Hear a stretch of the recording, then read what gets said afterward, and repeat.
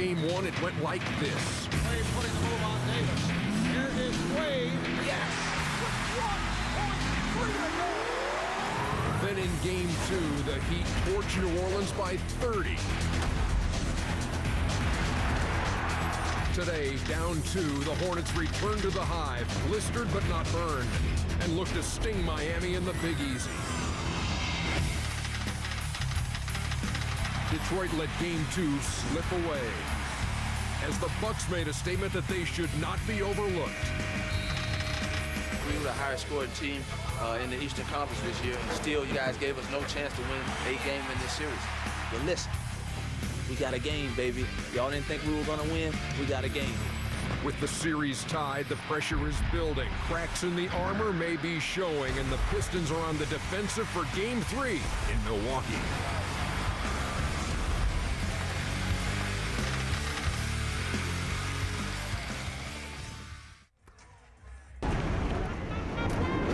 On the banks of the Mississippi River, we welcome you to New Orleans, Louisiana, where the famed Jazz Festival is in full swing.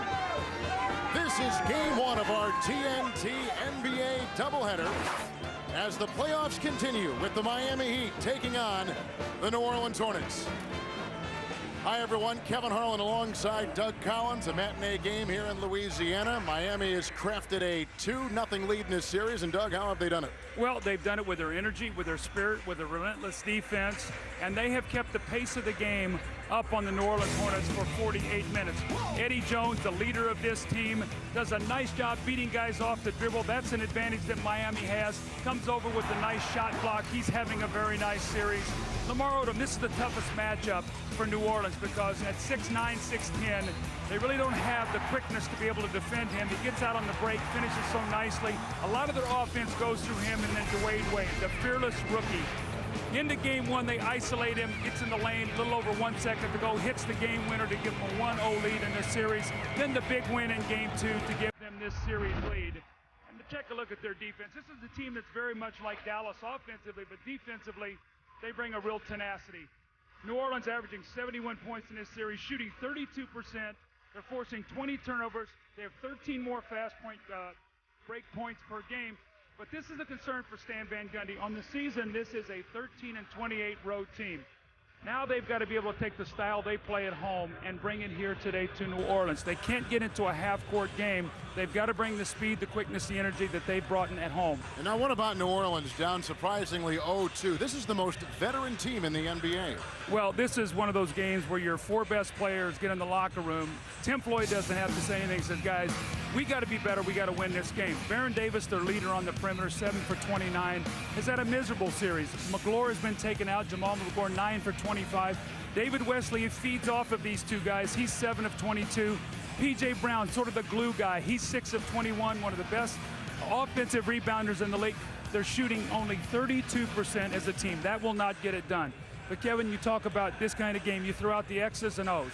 Pride, energy, competitive spirit. You have to show your fans that you want to win this series. You win today, you're right back in it. You lose, you're done. You're not going to come back from a 3-0 deficit. Well said. The heat is on New Orleans. Miami is up with a chance to go up 3-0. We come back to the Big Easy next. You're watching the NBA playoffs on TNT.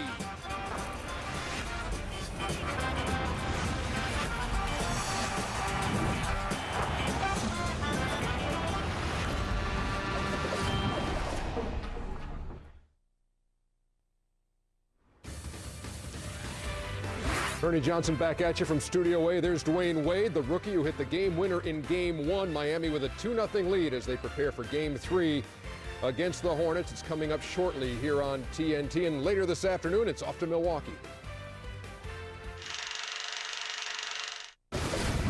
Milwaukee made a statement in Game 2. Now, with the series tied, the pressure is building. Cracks in the armor are showing, and the Pistons are now on the defensive as the series moves to Milwaukee. Pistons Bucks following Game 1. Win or go home. We're back into the nighttime doubleheader mode tomorrow night here on TNT. Hit the air at 6:30, and then it's the Nets and the Knicks as New York goes looking, or where the New Jersey goes looking for the sweep over New York. And Same story with the Spurs and the Grizzlies as they play at the Pyramid. San Antonio leading that series 3-0. Monday, it's a 7 o'clock start as the Pistons and Bucks play Game 4 in Milwaukee. And it's also the Kings and the Mavericks in the nightcap that night, taking on Dallas in Dallas. And as far as the Lakers go, you know, Houston won last night, and so Game 4 of that series is in Houston on ABC tomorrow.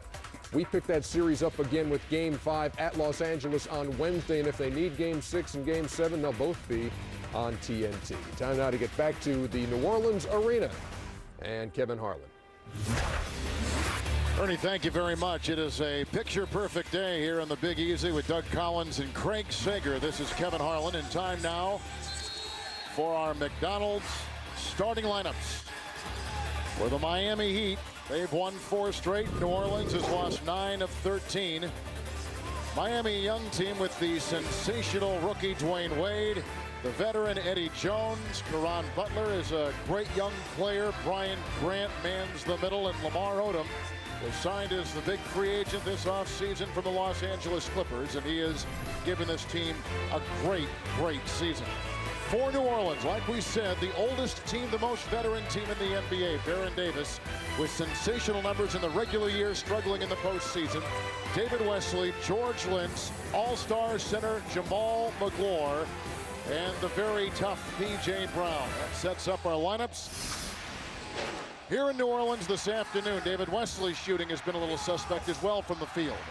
Kevin, when you look at this game today, a couple things jump out. First of all, you talked about the experience and the age of the New Orleans team. That is true. You have a crowd here. It's a late arriving crowd. So an older team has a difficult time getting warmed up at noon. They've got to get themselves into this game early. They have to bring the energy. The crowd is not here yet to bring that kind of energy. They have to bring that to themselves, and they need to get off to a good start. I mean, they were embarrassed in Game 2. They lost by 30. We'll find out what kind of competitors they are here real early in this game. Good crew led by Bennett Salvatore, among our officials Tony Brothers and Scott Foster. Miami is up 2-0. Miami won Game 1 by 2, Game 2 by 30, and here we go with the rookie Dwayne Wade. And the defense of Lynch on Butler right off the bat. Here's Odom, and the shot clock already at 9, and Lamar Odom out of Rhode Island with the miss. Lynch with the rebound. Very important for New Orleans to keep Miami out of the paint. They're very small, they're very quick, they love to dribble penetrate. And they go to Baron Davis, the number 6 scorer in the NBA. And Odom has it, and out to Wade. Look at Davis, one of the top thieves in the NBA. And a technical foul on Baron Davis after he knocked it away from the rookie Wade. And it's going to be New Orleans ball, but a technical shot will be taken. Well, Bennett Salvatore immediately calls a technical on Baron Davis. Felt like he taunted Dwayne Wade after the ball was knocked loose. He stepped over the top of him. Eddie Jones will step to the free throw line and make the free throw, but you're going to watch here as they go down. I couldn't see if anything was said, but watch the end of this play. Sort of pushes him back, and then he sort of steps over the top of him. And I think Bennett Salvatore says, that's enough. We're going to stop this right here. But good energy. First couple possessions by New Orleans on the defensive end. New Orleans finished the regular season 41-41. Miami was 42-40. Here is Wesley. And Eddie Jones defending with George Lynch out of North Carolina, who has played for the Lakers and Philadelphia and comes sliding in for 2. Very good sign, though. Some dribble penetration. They need something out of George Lynch. They're missing, remember, Jamal Mashburn, who used to give them 20-plus points at that position. Wayne Wade, who played at Marquette. And Eddie Jones with the Grant screen and backed away to hit the game winner in Game 1 with a traveling violation on the rookie Wade. Well, you have to be happy if you're Tim Floyd. 3 possessions for Miami. You forced a jump shot by Lamar Odom, and you forced 2 turnovers. So good sequences here by New Orleans defensively to get this game started. This Stan Van Gundy took over early in the season. Miami began this year 0-7, took over for Pat Riley and Baron Davis. In all kinds of trouble inside, and Wade comes out of the pack. Lightning quick rookie out of Marquette. Here's Eddie Jones. Caron Butler, a wide open lane. Now he takes it down with the rebound by Magloire. And Wesley the other way. This is a very veteran backcourt as well. No backcourt has played together longer in the NBA currently than Wesley and Davis.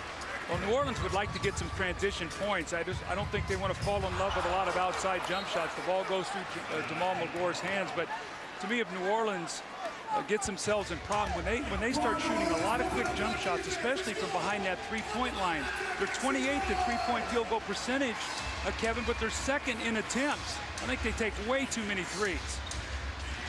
Wade, Jones, and Lamar Odom.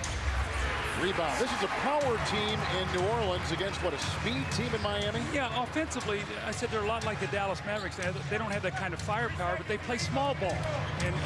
But they're a much better defensive team than Dallas, but they can't put the kind of points on the board that a Maverick team can. But they're not the conventional NBA team that they're undersized. Lamar Odom is actually your power forward. Odom just picked up the foul.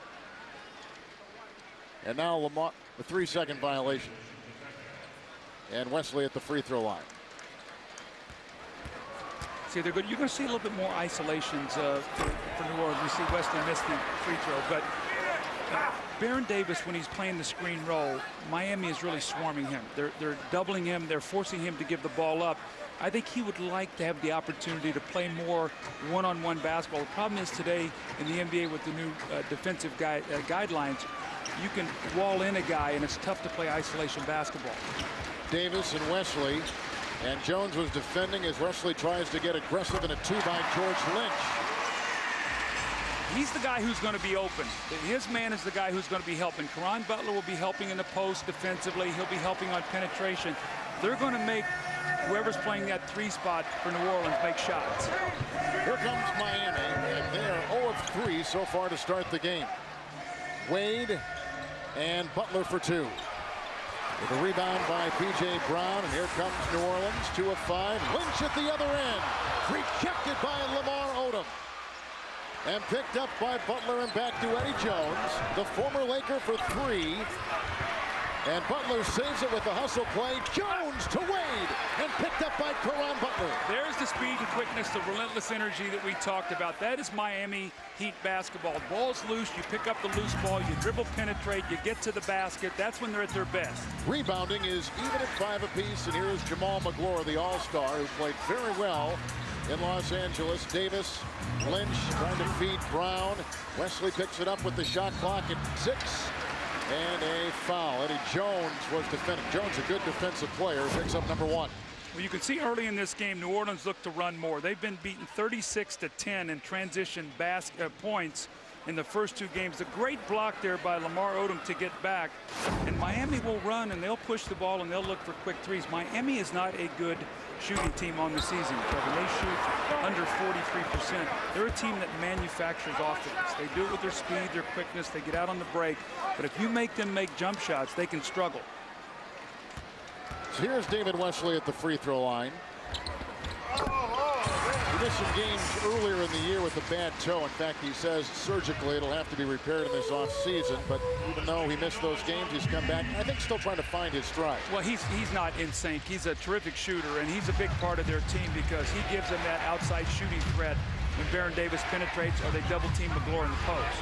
George Lynch leads all scorers in the game with 4 points so far. Butler has 2 for Miami. They go inside looking for Butler as the drive came from Odom and out of bounds, and the shot clock at 4 seconds. As we take a look at Stan Van Gundy, who is the brother of Jeff Van Gundy of the Houston Rockets. Yeah, done a great job, Stan Van Gundy. Again, 4 to shoot. They get it to Eddie Jones and basically uncovered on the shot. And Magloire there to vacuum it in. New Orleans gotten off to a very good start, though, defensively. This is not the same team that we saw the other night in Game 2. Davis again with the drive. Eddie Jones picks it up. Here comes Wade. Offensive energy has been a problem on the road, in particular for Miami. The miss right there. And Miami continues to struggle, 1 of 10. Well, you've also no second shot opportunities either. Brown with the screen. Wesley could move around, but it was picked up. And here comes Dwayne Wade with a 3-on-1. Oh! Wade up high and down hard. And Wesley to P.J. Brown, the veteran, with a quick move and a dunk of his own at the other end. Well, great retaliation. You can see New Orleans is going to try to push the tempo in this game. Only averaging 71 points in the first 2 games. They have got to manufacture some offense. Doing a nice job here early. Neither team has hit a 3. As we've got Jones and Odom with a little 2-man game, and Odom right up against McGlure and dishing it outside. Wade for 3. Rebound by P.J. Brown. He averages about 9 in the regular season, 10 in the playoffs. Wesley and Lynch, the game's leading scorer, continues to add to his total. He's got 6 on a 3-4 start, and New Orleans leads it by 4. This is the kind of start they needed. Absolutely. They got to show these fans they want to win this series, and that they believe they can win this series. Everybody's involved. Their defense is good. Nice start for the Hornets.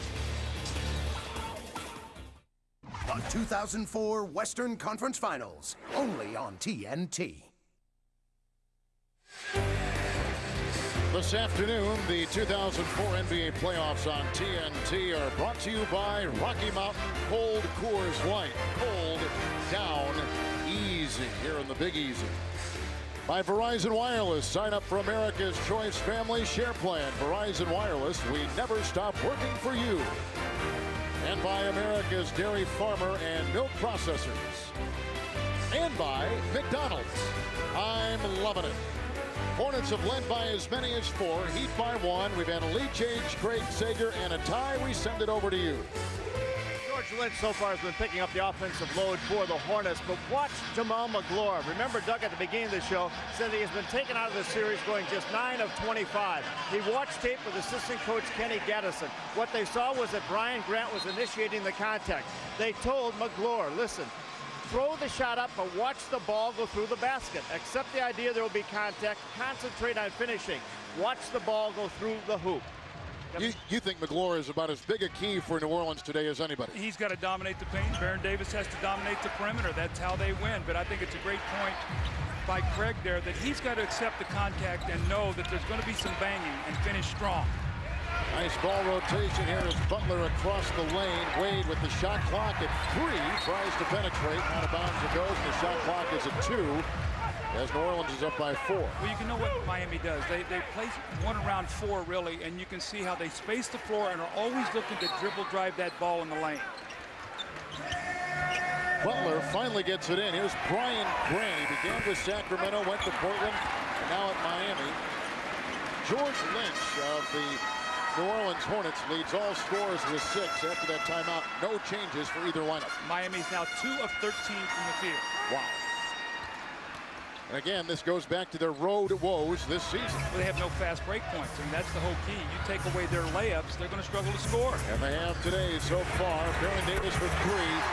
More than half his shots in this playoff has been from 3-point territory. Yeah, he's taken 29 field goals, 14 of them from 3, and I just believe that, you know, he gets out there and starts shooting 8, 9, 10 threes. That takes him out of his game. He's got to dribble, penetrate, use that punishing body, get in the lane and create opportunities for his teammates. He is a big, strong guard. Biggest New Orleans lead. They're on a 8-2 run right now. And a wild shot by Eddie Jones. Now the turnover is even at 2 apiece. Here comes Davis. Wesley, quick toss. Lynch, he's got the hot hand for 3. Rebound by P.J. Brown, digging it out. And Wesley will bulldoze and feed to Lynch, who's triple teamed in a foul on Miami. And you can see Jamal McGlure, Brian Grant really going at each underneath the basket. A lot of talking going here. I wouldn't be surprised to see a double technical here real quick by Bennett Salvatore to cool these guys down. There it goes. You called it, Doug. Very good call. Caron Butler picked up the foul, by the way. We'll get a feel on the technical fouls inside.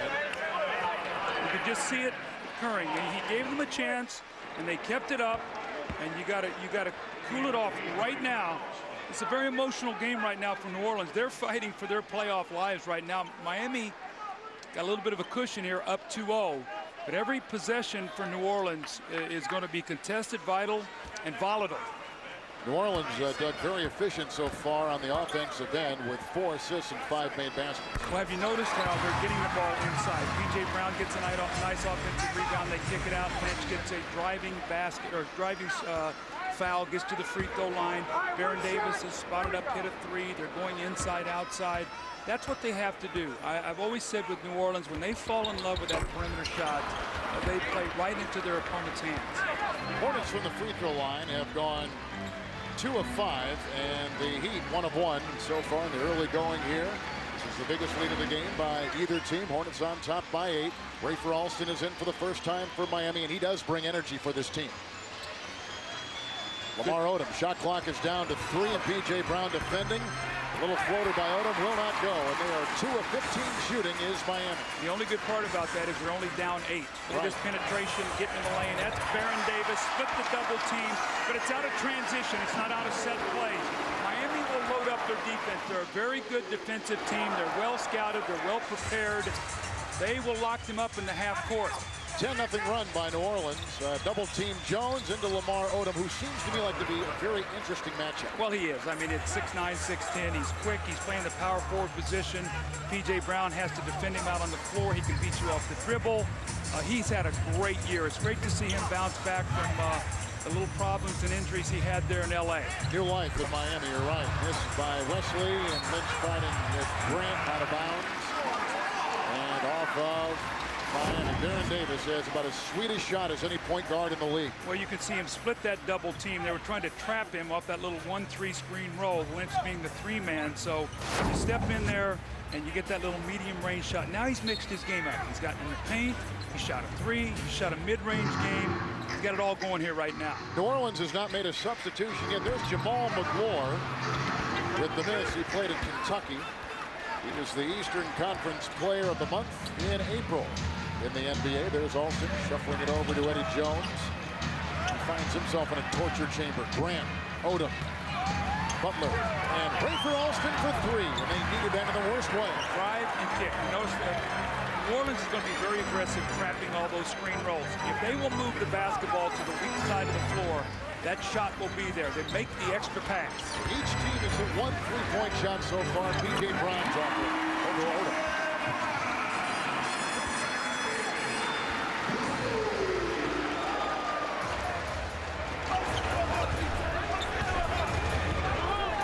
For Alston, who played at Fresno State, running by Baron Davis, who played a couple years at UCLA. Brian Grant. And the rebound by Baron Davis, who looks very active today and finds McGlure at the other end. Nice defense by Eddie Jones with Grant to Alston. Another 3. And there's Baron Davis. See, I don't like that possession right there. Right. You know, he's hit a wide open 3. Take your time, get a good possession. And a timeout, and Eddie Jones picks up the foul. That's the second on Eddie Jones, the veteran. When you come to the Big Easy, folks, you got all kinds of food options, including Lucky Dogs in the quarter. Get a couple last night. My partner's like Pavlov's now, wait a minute. right Hold now. on. Hold on.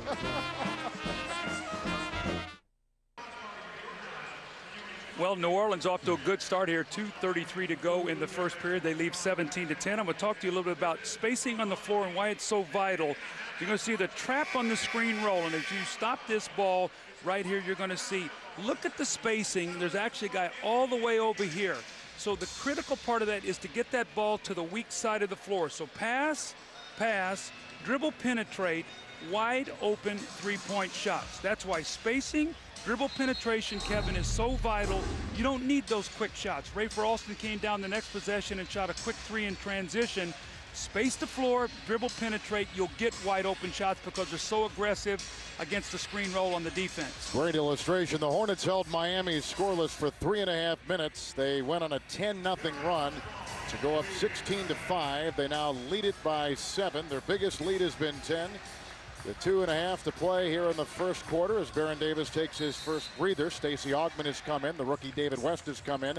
And Darrell Armstrong. 3 substitutions for the New Orleans Hornets. And for Miami, they stay with the same crew that they went to that timeout with, and a quick foul. And that is called on Alston. It's going to be important for New Orleans bench to really come through here at home. Stacey Augmon, a veteran player, has had some good moments in the playoffs. David West, a young player, actually slipped in practice the other day or in the game and injured his groin. He's been limited a little bit, but Darrell Armstrong's three-point shooting could really be a key for them to really be a jolt here at home for his teammates. West played at Xavier, and here is P.J. Brown and the veteran Stacey Augmon. The shot clock at 1 and a shot clock violation. Two interesting defensive teams, the better of which is Miami. 8th in points allowed, 7th in field goal defense this season. Well, they do it differently. Miami does it with trapping and quickness and speed. And New Orleans, when they play well, are a good defensive team, and they do it with size. And a foul called down low on the New Orleans Hornets. And this will go on West, who picks up his first. That's the rookie. So far shooting, Miami is 4 of 19 in the game. That's 21%. The Hornets are 7 of 16, 44% for the game. Alston. There's Dwayne Wade. Wait for Coach Tom Crean. Oh, it looks like Wade may have gotten stepped on the foot as he is grimacing. And Caron Butler for 2 nails a much-needed Miami field goal. When you play Miami, you better be able to guard the dribbler. If you can't, they're going to break you down and get all kinds of open shots. 17-12. With New Orleans now on top after that. 19-12. They lead by 7. Stacey Augmon is a very good low post player. Early in his career with Atlanta, did a nice job down on that low block. Loves that little twisting, spinning jump shot. Ooh, what a screen by Brian Grant on Stacey Augmon. And they do cash in with the great effort by Grant. And they get the 2, and Butler gets that down as Butler and Augmon at the other end get tied up. And a timeout taken by New Orleans and Stacey Augmon. You can see early in this game, there's some bad blood between these two franchises. You've had guys who've been traded between the franchises through the years. They played on both New Orleans. Here's a screen. Watch this screen that Brian Grant's hit Stacey Augmon. Right in that joint, right on the top of your shoulder. Bone-rattling screen, but there's some bad blood between these franchises. A lot of the New Orleans guys have played against this Miami team for the last 2 years in the playoffs, but here's early in the year. Lamar Odom and David West go at it, and you see the slap in the face, and Lamar Odom then, the two guys go at each other. But remember now, 3 years ago, New Orleans swept Miami, beat them 3-0, embarrassed them. The 3 games, they beat them by 67 points total and embarrassed them. And remember now, you've had trades between these two franchises. There wasn't a whole lot of love lost between Pat Riley when he was coaching here and Paul Silas when he was coaching New Orleans. So it's an interesting little matchup here, getting testy early. That's David Wesley and a rebound by Lamar Odom. And Miami is -4 in rebounding so far. Miami is trailed by as many as 10. They've led by a point. Odom and a treble. I think that if you're Stan Van Gundy, you have to say, you know what, I'm not too disappointed here. 49 seconds to go. We've played pretty poorly. I mean, we're 6 of 21. We're only down 5 points. So we've hung in there because we've done a pretty good job defending. But Miami has needed to win first quarters to dictate their success in games this season. Armstrong. And he was hit pretty hard. They're going to call the Armstrong on the foul afterwards. As he knocked down Dwayne Wade. He threw Dwayne Wade down after he shot the ball. He tried to kick out his legs. It's like Lloyd Free. Remember World B. Free used to do that. Reggie Miller likes to do that a little bit too. I don't want to call Reggie out because he's still playing. He'll kick that leg out on occasion. Did you? Oh yeah, anything. Well, sure. Anything to get 2 free throws. I'm glad you're truthful about that. I'm honest. Yeah, I know you are. Here comes Odom. He's got P.J. Brown on him. Alston and Odom and Wade. Boy, they rotate that ball nicely. Caron Butler. But they just can't hit the shots. They're shooting 27%, but a good offensive rebound. Last shot possession here. Looks like New Orleans trying to play a little bit of a zone here, sort of packing it in. They've zoned up the last possession. They don't play a lot of zone, do they? No, see if we can get some dribble penetration. This is what you want Wade to do, to shoot jump shots. That's not the strength of his game. As he matures and his game develops, That's the area that's going to have to get better. He's lightning quick and will get in there in that lane, but he's going to have to improve that jump shot. Well, Miami shot just 26% in that first quarter, and they only trail by 5, so they benefit. George Lynch, the leading scorer for New Orleans, and the game was 7 as you're watching the playoffs on TNT.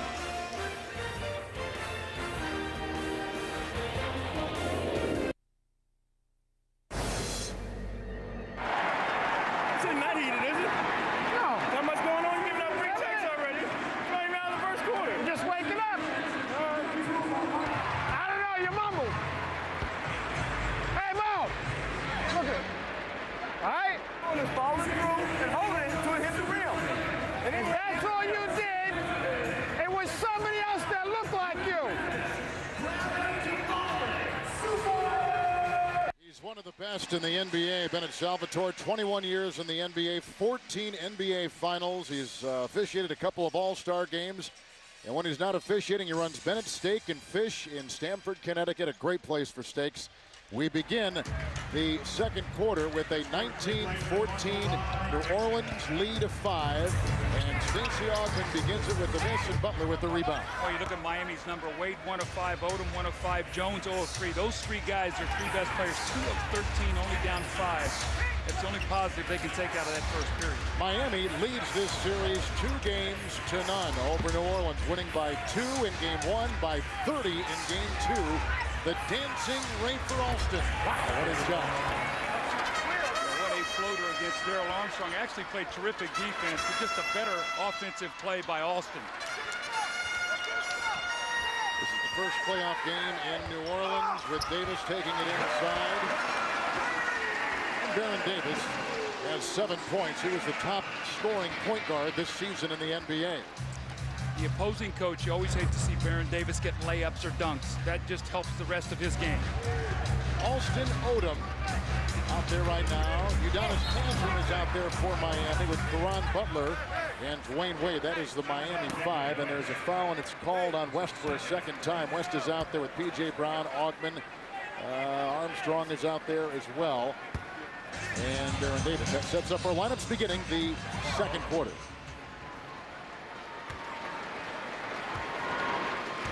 Before, where these two teams are pretty much true to when they lead a first quarter and when they trail out of the first quarter. Well, you know, Hornets are one of those teams that their record isn't that dramatic when they win the first quarter, but you can see when the Heat loses or tie that first period, they're 12-29. They get themselves in a hole, and it's tough to get out of them. They don't score a lot of points, but Lamar Odom, as we look at him at the line right now, Kevin, remember now, he was with the Clippers last year. He was a free agent. Actually, Pat Riley signed Elton Brand to an offer sheet. It was matched by the Clippers. Elton goes back to the Clippers, and then they sign Lamar Odom. And Lamar Odom, the Clippers said, we cannot match both, so that's how they were able to get him. Here's Baron Davis.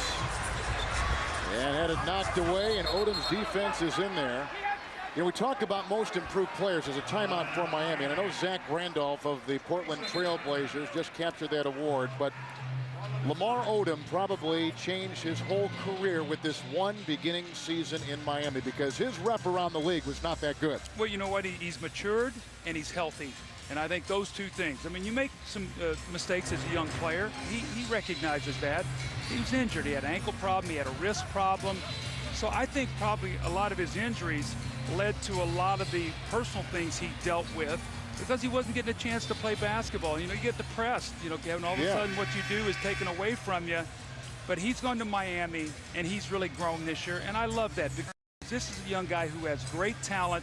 And you know what, Kevin? He loves to play basketball. When you watch him play, he has a passion and joy for the game, and you love to see young players out on the floor doing what they do best.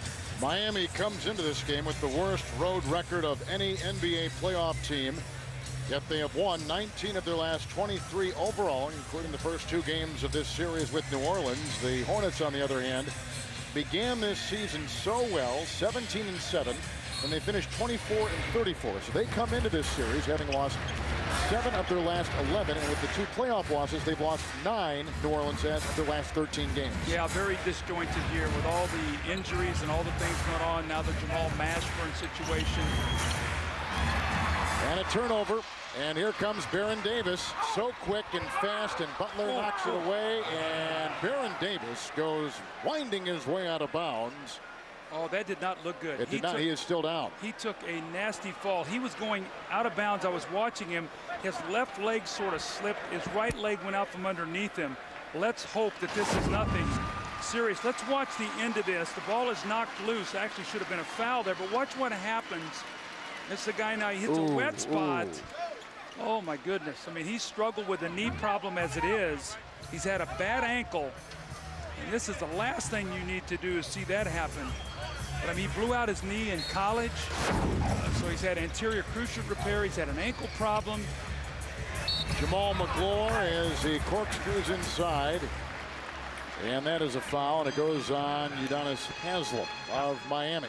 I loved what Baron Davis just said to Jamal McGlure. After he shot that and missed it, he walked over and he slapped him on the back and he said, finish it, get 3, finish your shot. And that's what Craig Sager talked about in his early report. You're going to get the contact. This is the playoffs. We're not going to be no cheesy fouls. Go up strong, finish, and get greedy and get 3 points. That's what you have to do in the painted area. And the mindset, Doug, of New Orleans coming off a 63-point game in Game 2, the second worst in NBA playoff history, and they scored just 10 points in that third quarter. So this, you talk about professional pride. These were the lead headlines for you coming into this game for the Hornets. Armstrong the steal, Odom from behind, and alters the shot, and Butler is there. Great hustle by Lamar Odom. And here comes Alston again. He is the energy guy off the bench and slashing inside and looking to feed, and Wade couldn't find the handle. And here comes McGlure as the turnovers go back and forth. And way outside, Baron Davis. Picked up by Butler, now off to Wade, guarded by Armstrong, and count it! We're going to call an offensive foul away from the ball. Tony Brothers called a foul away from the basketball on Udonis Haslem, so they're going to wipe the field goal away. I thought it was going to be a 3-point play opportunity because Wade did get fouled on the shot, but watch away from the ball. Watch Haslem here as he rides out Stacey Augmon, and Tony Brothers rules that he was the reason that Augmon came over and committed the foul. So Miami has 4 turnovers on their last 4 possessions. Wade will take a breather. Eddie Jones is in the game with Butler, Haslem, Odom, and Rafer Alston. That's the Miami 5 at the 9:25 mark of the second quarter. West and Armstrong, Davis, Augmon, and McGlure for New Orleans. Now they'll double team down here if he gets deep in the post. They don't think Alston can handle his power. Rebounding now is Doug even at 15 apiece. Odom and a foul on Lamar Odom. Well, that's 5 possessions now without a score. So 5 possessions and 5 turnovers. You're right. So all they're doing right now is getting tired. And that's not good. I said, you know, all you're doing now is just running up and down the floor getting tired because there's nothing else good happening. Shooting in this game as New Orleans has it right now, 37%. McGlure's got to score down there. He has the advantage. He's got to score. And he had it knocked away, and here comes Miami. They're shooting 29% for the game. McGlure's doing too much with the officials. Eddie Jones missing a 3. Augmon snares the loose ball. Hornets have led by 10. Miami has led by as many as 1. McGlure is covered by black jerseys inside the lane with no breathing space at all. And a foul called on Haslem, and he picks up his 3rd foul. I tell you what Bennett Salvatore is talking to right now about Jamal McGlure. He says, look, you've already got 1 technical. You just elbowed Haslem after the play. He gets 2, he's thrown out of here. So he's got to get his composure. Right now, he's doing too much talking with the officials. He's been distracted. He's got to stay in the game. And you see a lot of people out here talking to Jamal McGlure. But a good referee in there by Bennett Salvatore does not want to throw him out on a play like that. In the Big Easy, where the streetcars go up and down St. Charles, you're watching the playoffs on TNT.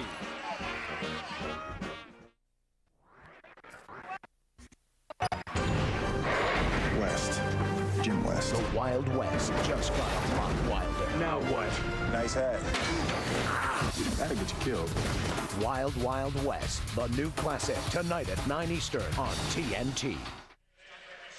Leading scorers in this game are with New Orleans, 7 for George Lynch and 7 for Baron Davis. Earlier in the game, Jamal McGlure and Brian Grant were called for a double technical. And another word as we left for that break from Bennett Salvatore, again toward Jamal McGlure. Well, watch at the end of this play now. This is not deemed an elbow. Right there, just sort of the end of the play. But that's one of those things that can incite things. You know, all of a sudden that leads to something else. Bennett Salvatore goes up to him. Now watch here, right at the end of the play, he just sort of comes around and gives him a little bump there. So, you know, I talked to Bennett in between the timeout there, and he said, look, I just went up and said, look, you're being warned. You're being warned. You already have one technical, you know, so I'm going to be watching. So get a little frisky there, and you just want to let McGlure know that that would not be tolerated. That's good officiating. Leading rebounder in the game with 8 is Caron Butler, and 4 turnovers for Lamar Odom. Miami is not shooting that well at 28%. And here comes Darrell Armstrong, the ex-Orlando Magic player, and into McGlure, who was whacked hard by Brian Grant. That was the warning, Grant and McGlure earlier in the game, and a foul called on Brian, and he picks up his first of the game. You know, Jamal McGlure is still growing as a player. I mean, he is now learning what it is to be an all-star. He was an all-star this year, leading scorer for the Eastern team, had a nice game, and now all of a sudden, he starts becoming a part of the other team's game plan to stop you defensively when you start coming in. You know, we talked to Miami. Their thoughts were, we got to stop McGlure in the post. We got to try to contain Baron Davis on the perimeter. So now your game has to continue to grow. And you have to learn all the little nuances. You're going to get knocked around. That's going to be part of the game. And just keep your composure and keep playing. And McGlure only in his 4th year, so it is an ongoing learning process at this stage. As you take a look at Odom, and a foul was that on Baron Davis. It was, as he was trying to foul. It's a second on Davis, and he was trying to foul Eddie Jones inside. You know, Kevin, you look at Miami, they're struggling to score right now. They only have 4 points off turnovers, and they only have 2 points in transition. So if they're not out running and getting easy baskets, New Orleans doing a nice job defending them. It's Butler, who has played virtually every minute of this game. Miami scoreless for the last 3 minutes, and they stay off the board. They're trailing 25-17. They've trailed by as many as 10. Baron Davis with the dance on Jones. West and Armstrong. Alston has played in the game most of it with his energy, and Davis finds Darrell Armstrong and out of bounds, and a turnover is off Miami in the shot clock at 4. Miami does as good a job as anybody in the league on screen roll defense because their big men are so mobile. They can get out, they can trap the dribbler, they can rotate, and they can cover the floor. Their speed and quickness, when you run screen roll against them, it's very difficult to be effective. Davis, and inside, another great interception, this time by Grant. The other way, it's retaken by Stacey Augmon. A great hustle by Stacey Augmon to get back on defense again. If you don't let Miami run, it's tough for them to score. Only Seattle attempted more three-point shots than New Orleans this year. A good hustle play by Butler. Here comes Jones pulling up and makes it go, and he now has 3 points. That's his first field goal this afternoon. Well, again, the swarming defense of Miami right now, keeping them in the game. Their offense has been horrid. And Davis for 3. Good outside shot in this series. New Orleans only shooting 37% from three-point territory, 10 for Davis. And now this afternoon, 2 of 4 from three-point territory for New Orleans.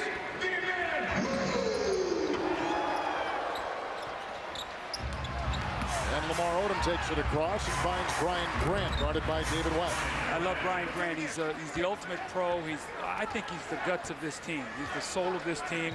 He's been here through the Pat Riley years, now through Stan Van Gundy. He's tough. He's just undersized. I mean, you can only imagine if he were 6'10", how good he could be. Absolutely. McGlure inside trying to dig, and a travel inside in a game that has contained 1 lead change and 1 tie. The turnovers in this game, Hornets, Doug, have 6 and 9 for Miami. And look at the shooting today of Miami. See, but no fast breaks, and that's why they're shooting so poorly. Everything is a jump shot. They're not getting inside to the free throw line. They're not getting in the lane. They're not getting any easy baskets. Everything is a contested jump shot. But they are winning points in the paint by just a couple this afternoon. And for the series, they are well ahead of New Orleans in points in the paint. Another 3 by Baron Davis. See, I just don't like that shot. You've got numbers. It looks like you can penetrate in the lane. He goes inside the three-point line and then backs up and shoots a three. I just don't think you need that shot. I think Baron Davis is too good to take that shot. You can do with that body in particular. I think he's too good to take that shot. Malik Allen is coming for the first time this afternoon for Miami, an undrafted kid out of Villanova. As you take a look at Baron Davis, and injuries have really curtailed his career, yet nonetheless, Baron Davis, the first player in the history of the NBA to finish in the top 6 in steals, points, and assists. Pretty good numbers for the playoff-bound Hornets, who lead by 7 here in New Orleans on TNT. This afternoon from New Orleans on TNT, the 2004 NBA playoffs are being brought to you by Radio Shack. You've got questions, we've got answers. Radio Shack. And by the new Sprite Remix Berry Clear. Well, it's crystal clear that Baron Davis keeps getting his career derailed and detoured by injuries, and he talked about it before this afternoon's game. It's tough to play in the playoffs and be hurt, and to not have your full mobility, and your full athleticism, because that's what the playoffs is all about.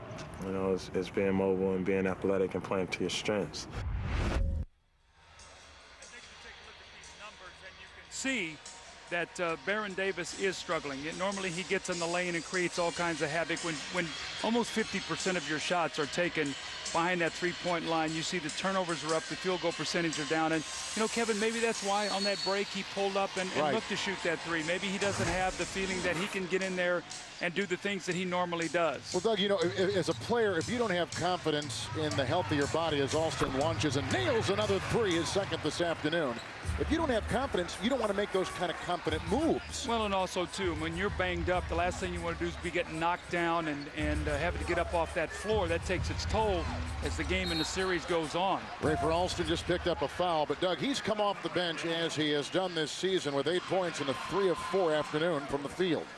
The one thing that I didn't realize about him is how effective he is shooting that three-point shot. The speed, the quickness, the ball handling, but he's been a pleasant surprise with his shooting. He played in Toronto last year. Baron Davis with another 3, and a rebound is finally collected in by Eddie Jones. They call it jump ball between he and McGlure. With New Orleans, Craig Sager leading by 4. What do you have? Well, we know Dwayne Wade had a great rookie season, but Stan Van Gundy and also Randy Funn say that Rafer Alston has been the biggest pleasant surprise on the team this year. Remember, this is a guy that's been released twice by the Milwaukee Bucks and once each by Golden State and Toronto. Spent time with the Idaho Stampede of the CBA and the Mobile Revelers of the NBDL. But he finished the regular season 48 straight games with a 3, and he's very tough on defense, which surprised them. He was a playground legend in New York, wasn't he? He was a terrific young player, and like Craig was telling us, a guy who has really developed his game and had a lot of chances, but here he is in the NBA and starring in a playoff game. Well, you add Dwayne Wade, you add Rafer Alston, you add Lamar Odom, and that's one of the reasons why you're plus 17 this year and one of the most improved teams in the league. You add players, and when they have those kind of contributions, turns your season around. So nice job by Pat Riley personnel-wise. Yeah, you're right. As Eddie Jones has that rattle out, they were the 4th most improved team, as a matter of fact, in the NBA. Well, you look at 3 of the top 4 are in the playoffs. Yep. You had the one team that did not make it was Cleveland, but you've got Miami Heat, you've got the Denver Nuggets, and you've got the Memphis Grizzlies. So 3 of the top 4, they have great turnarounds. They make the playoffs. Wonderful stories in all those cities. Brian Grant just picked up his second. None more wonderful than Hubie Brown. We saw him a couple nights ago in Memphis against San Antonio in Game 3 of that series. It's nice talking to Stan Van Gundy before the game, too, as you see the most improved NBA teams. But I told Stan before the game, I said, we just spent time with your brother Jeff out in Los Angeles. I said, it's so neat to see 2 brothers who are in the same profession, who work so hard at their jobs, who have so much love and respect for each other. They do. It is a neat thing. So their family should be very proud of these 2 guys, what the way they do their jobs, the way they respect the game, and just the respect and love they have for one another. It's a great story. Well, their dad was a coach, and so, of course, they learned from a great man. But you're right. These are 2 very wonderful, personable guys and succeeding with their respective teams in the NBA. Dwayne Wade into Baron Davis, and he dislodged him and Malik Allen puts in the miss. That's hard to do, is to get Baron Davis off his feet. Yeah, I think Baron did a little flopper there, and the referees would not buy that. Said, look at that body. There's no way he knocked you down with that little move. Doug, you're big on body language and things. You see the kind of professionalism and the pride that you thought New Orleans had to have coming into this game, still going through this first half? I like their competitiveness. I think they're playing hard enough to win. The question is, can they do it efficiently enough? That's going to be the key. Nice rejection by Malik Allen, 3 years out of Villanova, who has played in the ABA, the IBA, the Heat the last 3 years. And here's Rafer Alston. He's had a hot hand, one of the few Heat players that have been hitting their shots. Eddie Jones is 1 of 6. And Brian Grant is 1 of 3, now 1 of 4. Rebound by P.J. Brown. Now, P.J. Brown doing such a good job on his interior defense. One of the better defensive power forwards in the league. The ball's tipped, and it will stay here with New Orleans. But I love P.J. Brown. I said, you know what, if I were ever a coach again, which I wouldn't be, but if I were ever a coach again, he'd be the kind of guy you'd want to have on your team, because he does all the little things. I know 20 years down the road, you're going to be broadcasting, and I'm coming back like QB. And I'm going to get my final swan song, okay? I'll be looking forward to that game. Here comes Stacey Hoffman across the lane, and he is fouled as he tried to make some moves, and Dwayne Wade was there defending, and the rookie from Marquette, who took his team to the Final Four a season ago, picks up the foul.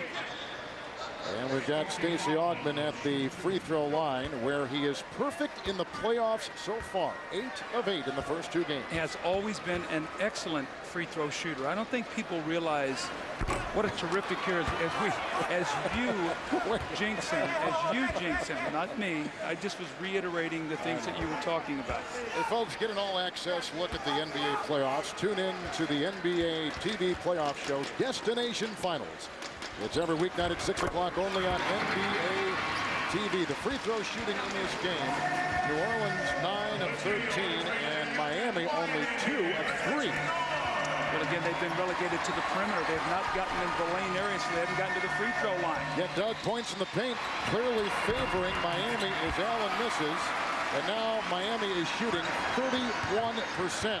And the Hornets not much better. They're shooting 33% from the field for the game. Davis, Wesley for 3. There's the dribble penetration, and that's what David Wesley does best. Spot up and knock down open jump shots. He can break a game open with his shooting.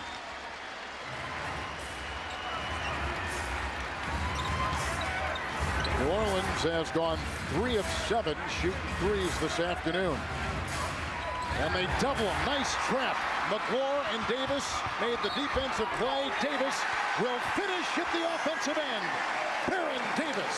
That's the Baron Davis that I know and love. Like a runaway halfback in the open field. He gets that speed and the quickness. He gets that body on you. You're just going to be knocked to your heels. Watch this, though. They're getting the good hands. Excellent defense. Baron Davis leads the league in steals. Lowers that shoulder. Kisses the ball off the glass. Stan Van Gundy does not like what he sees, but I know that Tim Floyd does. You see the emotion, the energy. That's what these fans were waiting to see. The Hornets lead by 10. Time for another Southwest game break. Ernie Johnson at Studio A in Atlanta. Coming up at halftime, we'll take a look back at the first half. Charles Barkley is here. John Thompson sitting in for Kenny the Jet Smith, and we'll also preview Game 2 of our Saturday afternoon doubleheader. That's the Pistons and the Bucks, this time in Milwaukee. Now let's go back to Kevin and Doug, guys. EJ, thank you very much. Did I hear you say New Orleans Jazz? You sure did. I know why you said it. Because there was a buddy of yours that played here, one of the legendary greats in the history of the NBA, Pistol Pete Maravich. And who's that defending him on that play? Well, they don't see at the end of the play because I turned and I just blocked this shot, but they cut it off. All right, so it made me look bad on that play. But growing up as a young guy in Southern Illinois, I loved Pete Maravich. I used to watch his games when he was at LSU, the SEC games on television, Joe Dean doing the announcing. I'll never forget it, but Pete Maravich, what a brilliant basketball player. So when I think of New Orleans, I think of the Jazz. A lot of people think of the Charlotte Hornets. I think of the New Orleans Jazz because that's when I played down here. And what a horrible loss it was for us to lose Pete Maravich at such a young age, but what a genius on the basketball court. A 9-2 run for New Orleans over the last 2 minutes or so. And the biggest lead is what they've got right now, 11. As they go into Brian Grant, flip it outside to Lamar Odom, who's got 3 points, and dives inside, and a foul. That is a foul. And it goes on Brown, and that is the first on him. Craig Sager, what do you have? Well, Doug Collins isn't the only one that thinks of Jazz when he talks about New Orleans. This guy over here, Bob Remy, is the official scorer for the New Orleans Hornets. Coming out of retirement, he was the official scorer for every game that Maravich and the Jazz played here in New Orleans. We're glad to have NBA back in the city. Great story. It is great to be back here in an NBA way. Craig, how many times do you think he ran out of space there to show how many points that Pete had in that little scorebook that he's keeping? 2.5 to play. New Orleans is led by as many as 11 as Odom fans on both free throws, and he is 1 of 4 from the line and 1 of 5 from the field.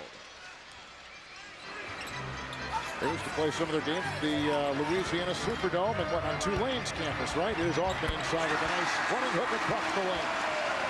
This is amazing, and this is a team that lost by 30 the other night to this Miami Heat team. You look up at the scoreboard, they're up 13. Miami has 26 points. They have 93 in game 2. 93 to 63 was the final score. Odom and Wade with Augman and Davis right in front. Rebound by P.J. Brown, who is the game high, or the Miami high rebounder with 7 and 4 points. Baron Davis, he's got 15, and P.J. Brown. Rebound by Dwayne Wade.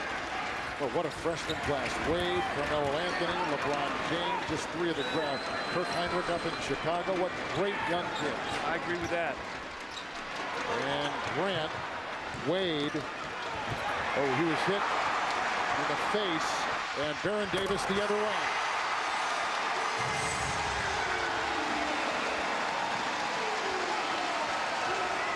A 13-2 run for the Hornets. Odom with a little floater. And finally gets it to go. You know what you're seeing right now? A Miami Heat team that's still very young. You look at Lamar Odom out there playoff-wise, Caron Butler, Dwayne Wade. They're learning what it's all about on the road in the playoffs. You win 2 at home. All you've done is hold serve. Yeah, Miami, one of the youngest teams in the NBA, and the oldest team is what they're facing today in New Orleans. And certainly with all the many playoff games this Hornets team has picked up over the years, Augman with the miss and out of bounds off of New Orleans. Let me tell you how fragile playoff success is. All right, what happens had Baron Davis's drive gone in late in game 1 and New Orleans won that game? It'd be a 1-1 series. No one would be talking about that 30-point loss. That's how fragile it is in this business. That's why you got to play every night. And you can see the difference in the numbers today with the first 2 games. Miami leading this series 2 games to none. Caron Butler did not get it to go. Augman picks up the foul down that baseline. See what I like, though, every shot is being contested. You know, there are no dunks. Stacey Augman went over and hit Caron Butler just enough to force him to miss that dunk. And now Caron Butler, not a great free throw shooter, so you might pick up 1 point on a play. So you do that 3 or 4 or 5 times during the course of the game. You get into one of these games that's very close. Every one of those points matters. Doug, as we wind up this first half, let's step back a little bit, get some perspective on what we've seen in these first 2 quarters. Well, you've seen a very aggressive, you see the miss by Caron Butler, so they saved the point at least, but you've seen the defense from New Orleans, you've seen the intensity, you've seen the pride. They've come out and they said, look, guys, we were embarrassed, but we're not going to roll over this. And you're seeing a very young Miami team who was 13 and 28 on the road during the regular season, struggling to find a way to score against this very, very good New Orleans half-court defense because there's been no transition game, no scores in the open court for Miami. No one for Miami is in double figures. 8 points off the bench by Alston. Game high 17 for the guy dribbling the ball right now, Baron Davis. A difference of about 5.5 seconds, game clock and shot clock, as Davis maneuvers off a P.J. Brown screen. Rebound by Eddie Jones. And the final seconds rattling off. We're down to 6 with number 6 Jones off to Lamar Odom. Against Brown. And outside, Butler. They would have counted had it gone in. And Miami, who won the last game by 30 points over Tim Floyd's New Orleans Hornets, trailing 41-29 Miami is trailed by as many as 15 points, Doug Collins, in that first half. Well, you can see Miami is a team that does not shoot the ball very well. New Orleans ends on a 13-3 run. They have a 12-point lead, but if they can keep them on the perimeter, they're going to be in good shape in this second half. And let's go to Craig Sager. Well, Baron, we documented your nagging injuries. You went down, settled for a three, but then all of a sudden in the second quarter, you look like a different player. As Doug Collins said, the runaway halfback even threw down a dunk. What happened? Yeah, just adrenaline. The crowd behind me. You know, my ankle's feeling all right. I haven't really done anything to hurt it or aggravate it so far, but, you know, just trying to come out here and play with some energy. 17 points is a great story, but you look up at the scoreboard, Miami, 29 points at the half. Talk about your defense. We just want to make them shoot outside shots, contest every shot, keep Wade, Odom, and Caron Butler, all those guys out the lane, and make their big guys make shots. Thanks a lot. Stay healthy. Thank you. All right, Craig, thank you. There's Baron Davis. We mentioned it before, but it bears repeating. The first player in the history of the NBA to finish in the top 6 in points, assists, and steals in one season. He is and can be a devastating player. They need him in the playoffs. This is Game 3 in the best-of-7 first-round Eastern Conference playoff series, which Miami leads 2-0 coming in. But Ernie Johnson at halftime, the Hornets have shown some things. They lead at 41-29 as we send it to you in our TNT studios. Amazing how well you can play when you're about to go down 3-0, or trying to prevent that at least, and they lead by 12. Miami just a 29-point first half. It's the Verizon Wireless halftime report. Ernie Johnson, Charles Barkley, and sitting in for Kenny the Jet Smith today is the coach, John Thompson. And what Kenny likes to do a lot of times, John, is give us pictures of what's going on in the first half. We don't expect you to do that, but if you have any pictures of the first half. If Kenny likes to do it, I shouldn't do it, right, John? Stupid. He's stupid, coach. No, but he does it, but you bring the analysis along with it, I think. Yeah, well, you know, one of the things that I noticed, and Charles brought it out, how when you look at Miami, all their guys are very capable of going one-on-one. But if you look at the New Orleans defense, they all react back into the middle to take that away. Anytime those one-on-one players look to jump, they have to take the jump shot more than penetration, because you got Odom, Wade, Jones, Butler, all of these guys can go to the basket. They're taking that away from them. It is a 41-29 game. Baron Davis has 17 points in the first half, which matches his high for the series for any of the other 2 games. What jumped out at you here, Chuck? Miami is a very young team. They're playing like it. They got Doug Collins touched on it right before the half. I was actually talking to Coach Thompson about it. They got no intensity. They are 2-0. They are totally relaxed.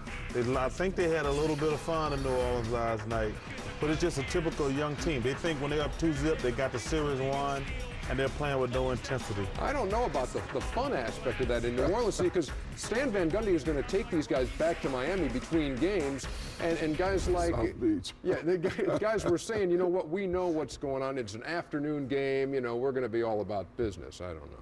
Well, but they're too young. They don't understand. Like, one thing about the playoff, every game's a different game, but they're playing right now. They're playing with no intensity.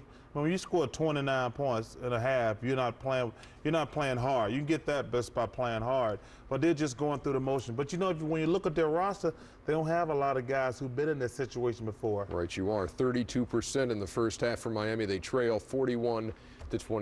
Still to come this afternoon on TNT, the series lead is at stake in Milwaukee. Milwaukee made a statement in Game 2. Now, with the series tied, the pressure is building. Cracks in the armor are showing, and the Pistons are now on the defensive as the series moves to Milwaukee. Pistons Bucks following Game 1. Win or go home.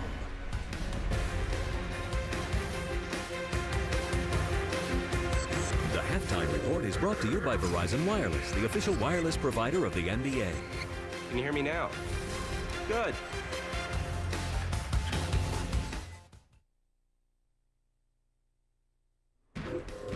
Welcome back to the Verizon Wireless halftime report. One of the images from Game 2 of the Milwaukee-Detroit series, Rip Hamilton fouled out and then got 2 tees and was tossed, and he was jawing with Desmond Mason. How's this for intensity? Here's Chauncey Billups. The playoffs are very emotional.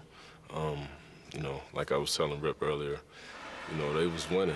You know what I mean? Of course they're going to be talking junk. You know what I mean? They're winning. They got the right to. We just got to take care of business. You know what I mean? They came and they answered. They played good. You know, they played good. They took some things away from us. You know, we shot some questionable shots at times, everybody, and we don't really play like that. And the Bucks took that second game 92-88. What do we see in Game 3, Charles? Must win for Milwaukee. Obviously, Detroit, I think they have a better team. And now, you know, Terry Porter countered in Game 2. Now I want to see how Larry Brown's counters. But the key is, hey, man, they got to get that ball inside and pound Milwaukee because they're a small team. Get the ball to Rasheed Wallace. And it's time for him. You know, Kenny always says Rasheed's not comfortable being a star. Hey, when you're making $17 million, you're getting paid like a star, be a star. 17 and 10 in Game 1, 16 and 12 in Game 2. What does Rasheed Wallace have to do? 25. He get 25 today. If he gets 25 and 15, Detroit wins. In good shape. How about it, Coach? Well, and I agree with Charles about Rasheed. I think sometimes Rasheed plays the game like it's an equal opportunity game. In certain games, you've got to dominate in the areas where your opponent is weak, and you've got to be selfish. Selfishness is not a bad attribute in basketball. Most people talk about deprivation. If I deprive Charles of something, it's bad. But if I can dominate, I should dominate. And that's what he's talking about. Rasheed is too. Sometimes it's distributing and passing around. The traps are what you better watch out for, though. Hey, Charles, how do you like having the coach in here today? I love picking his brain. But Kenny's a dummy, and Coach knows basketball. Wow. Almost afraid I didn't say that, Kenny. I washed my hands.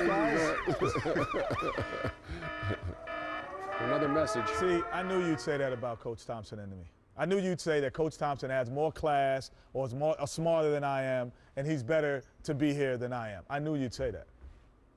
You're predictable. So, you know, we're trying to make those like seamless and right on it, but man, are we struggling. I want to know what you rubbed to make Kenny show up. Or not show up. I wish I had an answer for that, Coach. Back with more on the Verizon Wireless Halftime Report in just a moment. At home and down 2-0, the Hornets with Baron Davis going for 17 in the first half. They have the lead 41-29.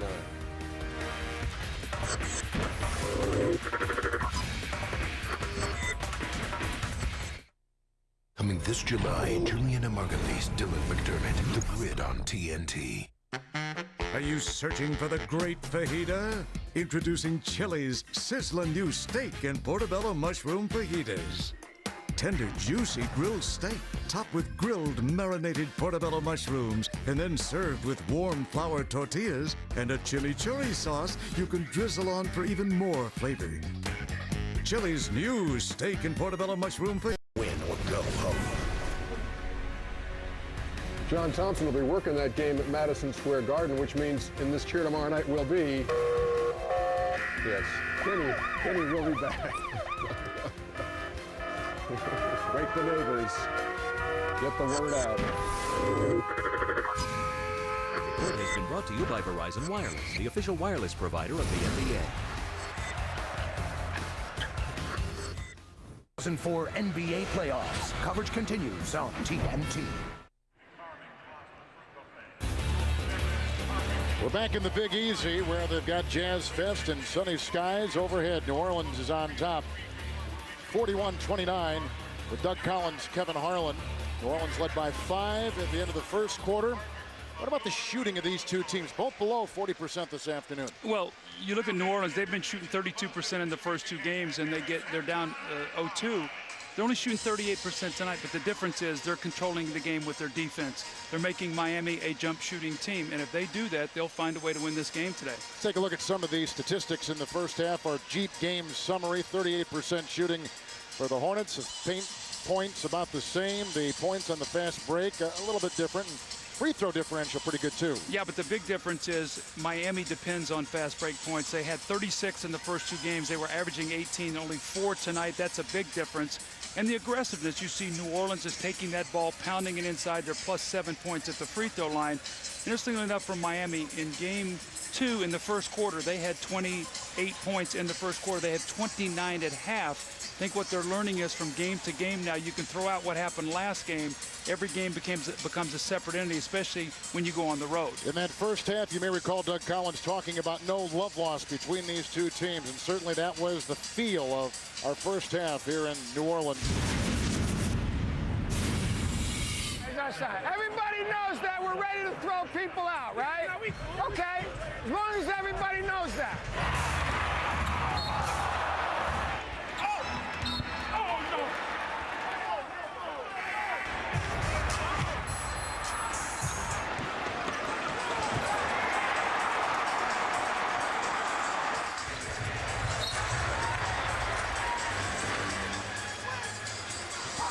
And a look at Dwayne Wade, who is not seriously injured in this game 3. And there's Bennett Salvatore. This game has had the Hornets up by 15. They have trailed by only a point with a lead change, Doug, and one tie. Well, when you look at Dwayne Wade and you look at Lamar Odom, the two key players for this team, they're the ones that create all the havoc for Miami. They're combined 3 of 13 in the first half shooting, and they have 9 of the 12 turnovers. So what New Orleans has done is they've locked into those two guys. And I think you saw at halftime when John Thompson and Charles Barkley did their little video packages. What New Orleans has done is done a great job containing penetration, getting people back in the lane, and then forcing Miami to be a jump shooting team. If that is going to be the case, New Orleans will win this game today. Miami leads this series, Craig Sager, 2-0. What do you have? Well, Doug mentioned the 5 turnovers by Dwayne Wade. A terrific rookie. He's had a good series so far, but a defensive change has been made by the Hornets. They looked at tape of Dwayne Wade during the regular season, in particular a game back on February 28th when Jason Kidd guarded him very tough, very closely, and he had an NBA high 10 turnovers in that game. They told Baron Davis, you have to do the same thing, get up under his shirt, do not let him change directions. And so far, that's what he's been doing. I think it's safe to say that there are players in this league which don't feel very comfortable defending or going against Baron Davis. Well, you think about the other guy that Craig was talking about there, Jason Kidd. Right. 2 power guards. So they have quickness and they have the ability size-wise to get up and do that. Not a lot of guys have that kind of combination of power and speed. Baron Davis has that. And what he's done is take away the space for Wade to do all those crossovers and things in front of you that he likes to do. Make him turn his back, and then you can get help. Doug, in the last game, game 2, it was played down in Miami. New Orleans had just 10 points in the third quarter. 10 points is as low as any NBA playoff team has had. Third quarters have been absolutely disastrous for the Hornets. Let me tell you something as a coach, all right? You got a little bit of an older team, some guys who have some injuries. You come out to start the second half. How well did they warm up before they start the third quarter? I've always felt like that NBA players on the whole do a poor job warming up out of halftime. They get warmed up before the game, but they sit for about 20 or 25 minutes. We know Baron Davis has been a little gimpy. We know some guys have some injuries. Let's see if they're ready to play here to get started. It's going to be very important. New Orleans with the ball. They've lost 9 of their last 13 games. They really struggled finishing the regular season as David Wesley finds a wide open George Lynch, who had 7 in the first quarter, did not score in the second, misses on his first try here in the third as Brian Grant rails the loose ball. Miami, on the other hand, has won, Doug, 4 consecutive games coming into this afternoon. Well, you know, you talk about 12 points. That sounds like a lot, but you know, you're talking about a 5-possession game, basically. You know, it could be 4 if you're counting 3, 6 if you're counting 2. So a lot of time left in this game. Butler, Odom, that's Eddie Jones putting up a 3. Brian Grant and Dwayne Wade, the Miami 5 to begin this second half. And New Orleans goes with Lynch, P.J. Brown, McGlure, Wesley, and Baron Davis. I really like what New Orleans is doing. You see the Baron Davis looks like he got banged around. He's coming out of the game here early, so this is not a good sign. You see he ran into the screener. Don't see what happened. We see him down on the ground. Take a look at the end of that. It looked like he either twisted an ankle or banged a knee. We'll have to have Craig Sager get a report for us. And he comes in with a bad left knee, does Baron Davis already. He missed 9 games late in the season with a sprained left knee. And A guy we just talked about it in the first half. We had him talking about the injuries he's had, not only in the playoffs in the past, but also in the regular season. I'm telling you what happens too. When you come out and don't get warmed up real well, you get knocked around like that and stuff. That's why it's vital to get out, get a sweat, get yourself going. Eddie Jones with the slash in the 2. A positive sign there for Miami. Get some points in the paint, something going to the basket. Free throw line was big for New Orleans. 10 out of 14, only 3 of 7 for the Heat in that first half. By the way, talk about points in the paint. Miami now for the series plus 26 points in the paint. Nice knock away by Wade. He was working on Armstrong, who just took the place of the injured Baron Davis. And this is P.J. Brown. And Grant, along with Caron Butler, get a hand on it. And here comes Miami with Butler, who is an active, young, good-looking player. Caron Butler, who played his college ball at UConn, a number 10 pick in the first round. Well, can Miami make a push here with Baron Davis now in the locker room being treated? This is a chance now you got to get right back in this game. You can play a good 3-4 hard minutes here, and you can erase that 12-point deficit quickly. Butler just picked up his second foul. It's going to be a knee-on-knee contact. Right. With Lamar Odom right there. You see the protective sleeve that he wears over that leg.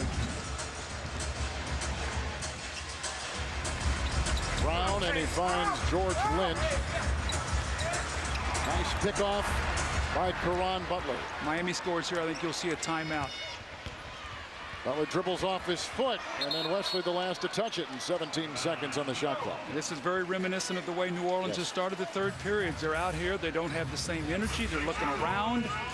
I mean, this is a game they have to win. They can't have lapses. Doug, you would think as a veteran team, veterans would know how to get loose after a long halftime. Veterans are the worst. They are the worst. It's like, Coach, why are we going out so early here? Here's Jones feeding on the wing, and a foul is called on Wesley, who picks up his first foul. Man, they're protecting every tread on that tire they can, Coach. They're not going to burn any excess in the warm-ups. I said if they warmed up like college players, they would only last about 50 games during the season. Here's Wade. And Brian Grant and Eddie Jones, who finds a double on him every time he touches the ball. Brian Grant with the big basket, and now the Miami Heat to within 6. Would you call a timeout? I'd call a timeout, absolutely. Your team is sleepwalking. The lead has been cut in half. Your best player is in the locker room. You better pull the guys together. He said, guys, that first half does not mean anything if we do not wake up here. New Orleans has not scored in the second half so far because Miami is on a 6-0 run. This is game 3 with Miami up 2 games to none. These are the playoffs on TNT.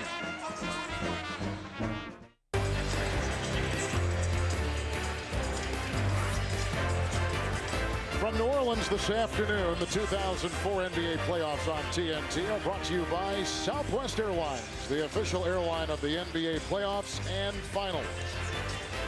And by Jeep, the most respected, honored, and heroic 4x4 out there, only in a Jeep. Yeah, come to New Orleans, you go to the Acme Oyster Bar and you get oysters, and they are no better than down here on the Bayou. New Orleans on top by 6. They led at halftime by 12 with Doug Collins and Craig Sager. Kevin Harlan's in the Big Easy. Let's go to Craig Sager. Well, Baron Davis should return. Gregor Hoffman, the doctor, was back with him just moments ago. Remember when he walked off the court, he told us he thought the ankle felt very good?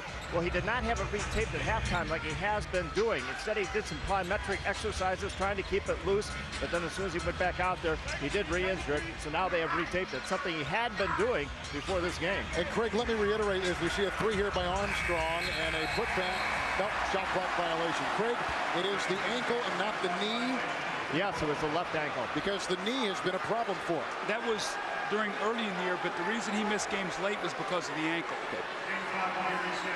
Great defensive sequence. The guy who's missing in action right now for New Orleans is Jamal McGlure. They've taken him out of the game. He doesn't have a field goal. I mean, this is the all-star center from the Eastern Conference. He's 0 of 3. They got to get him involved in this game. They've got to get that ball inside, and he's got to deliver. Well, in game 2, New Orleans, with that 10-point third quarter, was 2 of 19, and this afternoon, 0 of 2. And here is Odom working on McGlure, and McGlure got the shot block and got the ball and shows nice defense. Now rewarding on this other end. With Baron Davis out of the game, they've got to have him in the game right now. Hornets are shooting 35%. P.J. Brown, and here is a 3 by Wesley. a big shot. Been outscored 6-0 in the third. Miami had owned the third quarter in the first 2 games in Miami. All of a sudden, you push that lead back up to 9. Miami is shooting 35% from the field. New Orleans has hit 4 3-point shots as Baron Davis has re-entered the bench area. Should come in momentarily outside of bounds and a turnover. Miami now 13 turnovers, coach, and New Orleans 8.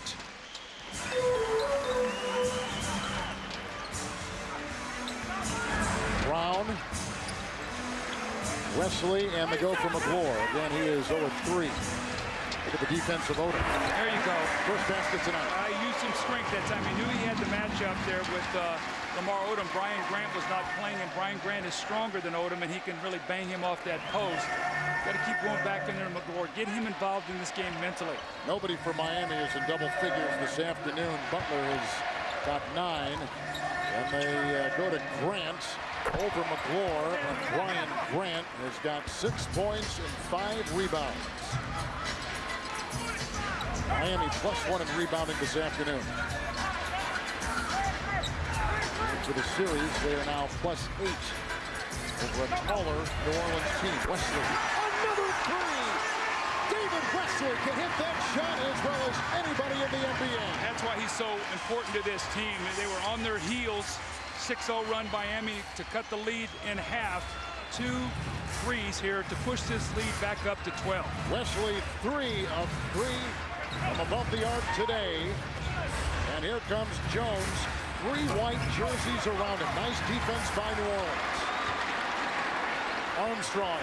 Wesley with the fake and Odom. And a foul called on Wesley. Or they're going to call it on Odom. Will pick up in a second. McGlure does not pick up his dribble. He keeps his dribble alive, so when Odom stands up defensively, he's able to go around him. And then David Wesley, we saw 3 on the other side of the floor earlier. This time he follows it up on the left side. You see Baron Davis is happy. He got his ankle retaped. He'll be back on the floor, I'm sure, soon. Hornets have led by 15. Heat have been up by 1. There's a toss away and a turnover. Now 9 for New Orleans as Grant takes the other way. Odom has 2 fouls. All the starters from Miami have at least 2. And Odom finds Caron Butler.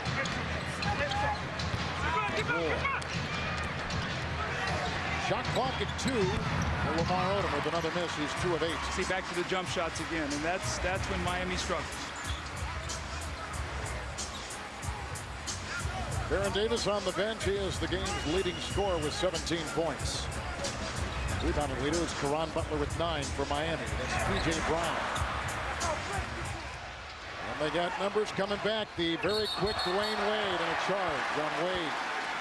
No place to go. Yep. You know, that's where, Kevin, you've got to survey what's ahead of you. Come down. Now right there you look and you say, defense is back. I've got to pull that thing back. You see there were 3 guys back, no place to go. Slow yourself down, pull up at the foul line. That's his 6th turnover of the game.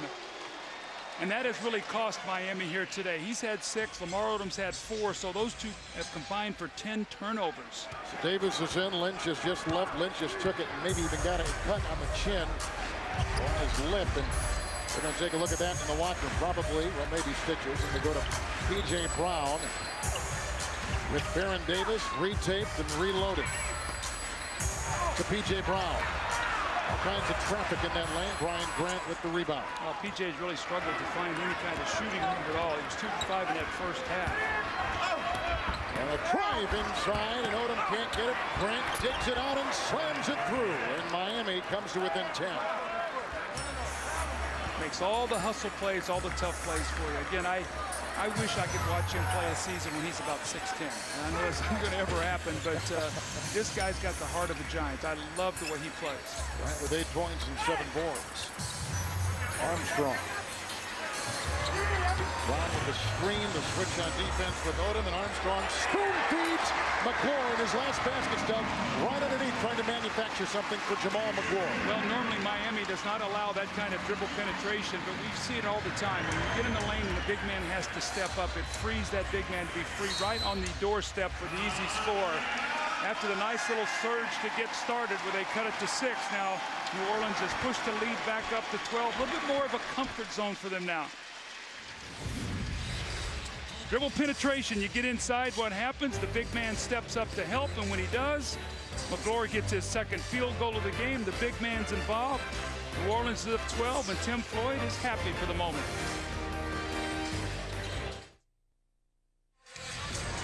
Time now for today's Bud Light NBA headlines. TJ Ford will have some spinal surgery. The operation scheduled for the first week of May. 3 times he has lost feeling in his extremities on the basketball floor. We wish him the very best. Antoine Jamison, a career starter with Golden State, goes to Dallas. They say come off the bench. He does, and he wins the 6th Man award.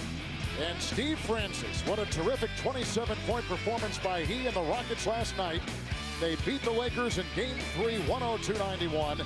56% three-point shooting for Houston in that game. And Doug, we'll see the Rockets and Lakers later this week on TNT. Yeah, and Dallas is going to need a lot of that Antoine Jamison tonight. Try to get back into that series against Sacramento, trailing 0-2. Here comes Lamar Odom, trying to chisel his way in. Out of bounds, and the shot clock is at 4 seconds with his Miami team down 51-39.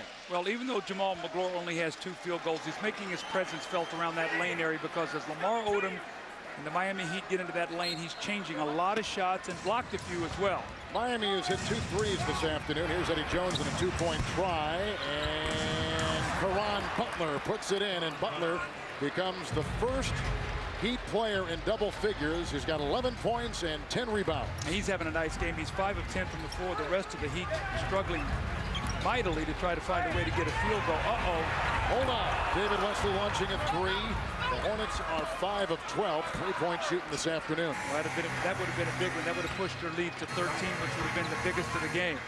Well, they're trapping Eddie Jones. Every time he touches it here on the perimeter with the pass inside, looking for Butler and against McGlory. And there is Odom, who's stripped of it by Baron Davis. And Davis will go up side by side with Grant. A 3 by Armstrong.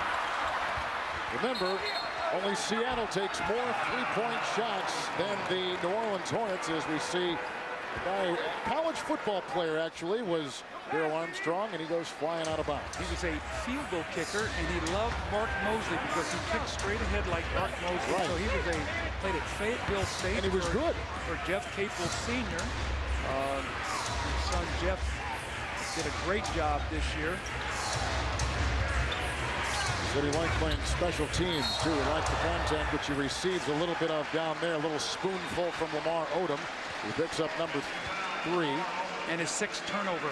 So that's 6 turnovers for Lamar, 6 for Wade, so 12 turnovers. See, what happens is Daryl Armstrong gets there to the spot earlier, and Lamar Odom cannot stop. He just runs right over the top of him. But these are the little things that Daryl Armstrong will do for your team.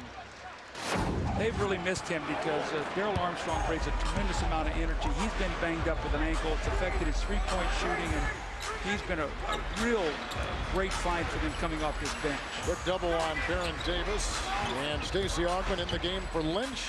Across the lane is where he likes to roam, and they go inside P.J. Brown. And Stacey Augmon with Brown tapping it back in for the Hornets. Great effort on the boards by P.J. Brown. And shooting for the game, here comes Miami, 34% from the field. A 3 by Odom. Good! Lamar Odom knocks it in. He's only 3 of 11 this afternoon with 8 points. Well-executed play. They're now 3 of 9 from behind that arc, and 3-point shooting is important for Miami because they like to stretch that defense. And here comes New Orleans for the game, shooting 38% from the floor.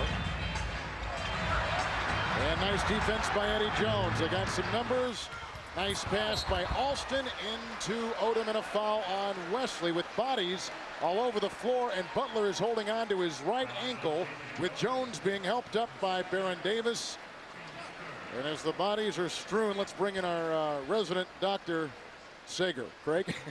Well, Kevin, George Lynch is back on the bench. What happened was he took that charge from Dwayne Wade, suffered a cut under his chin. Dr. Gregor Hoffman closed the wound with steri strips, a type of butterfly bandage. However, he has a slight goatee. What took so long is the bandages would not adhere. So the trainer, Terry Koffler, then had to go back in, open the medicine cabinet, get a shaver. Then they shaved the goatee. Then they put the band-aids back on. No sutures, though, right, Craig? Is that what you're saying? Right, steri strip. Now, if it doesn't close later tonight, maybe they will try to do that tomorrow. But they're like little butterfly bandages. I'm sure that was fun to be shaved yes, exactly. while you have a cut chin so they can put sutures, butterflies over the top wow. Thank you, Craig. Great report. From the free throw line this afternoon, Miami has gone 3 of 7. And New Orleans 10 of 14. And Odom at the line knocks it in, and he has gone 2 of 5 himself. So now 4 of 8 free throw shooting for Miami. And coming up next on TNT, it's Detroit at Milwaukee, Game 3. And later on, ESPN will have Dallas and Sacramento. And the Timberwolves taking on Denver. That's the national TV schedule today. Odom again, big free throws. They're hanging around. It's still a 7-point game. That's 3-possession game, Kevin. So they, with all the things that's gone on for them offensively, they've hung around. So Odom's got 10. Armstrong, Wesley, Augman, McClure, and P.J. Brown for the Hornets, who have it right now. Wide open, free by Armstrong, and he's off with the rebound by Butler out there with Odom, Grant, Eddie Jones, and Rafer Alston with the ball. Yeah, Daryl Armstrong has no lift in his shot because of his ankle. Everything very flat. And that's off Grant with a shove by McClure from behind. That's why Grant looked like he was bent, trying to reach for that ball, leap for that ball. McClure knocked it. Kevin, if you watch Miami's team, when they run screen roll, their big man is always punching into the middle of the lane. And in essence, what he's doing, he's punching in there to be a passer. So he catches and then looks to either swing the ball or drop the ball inside. So they're well taught, punch in that lane, almost like you're playing against the zone defense.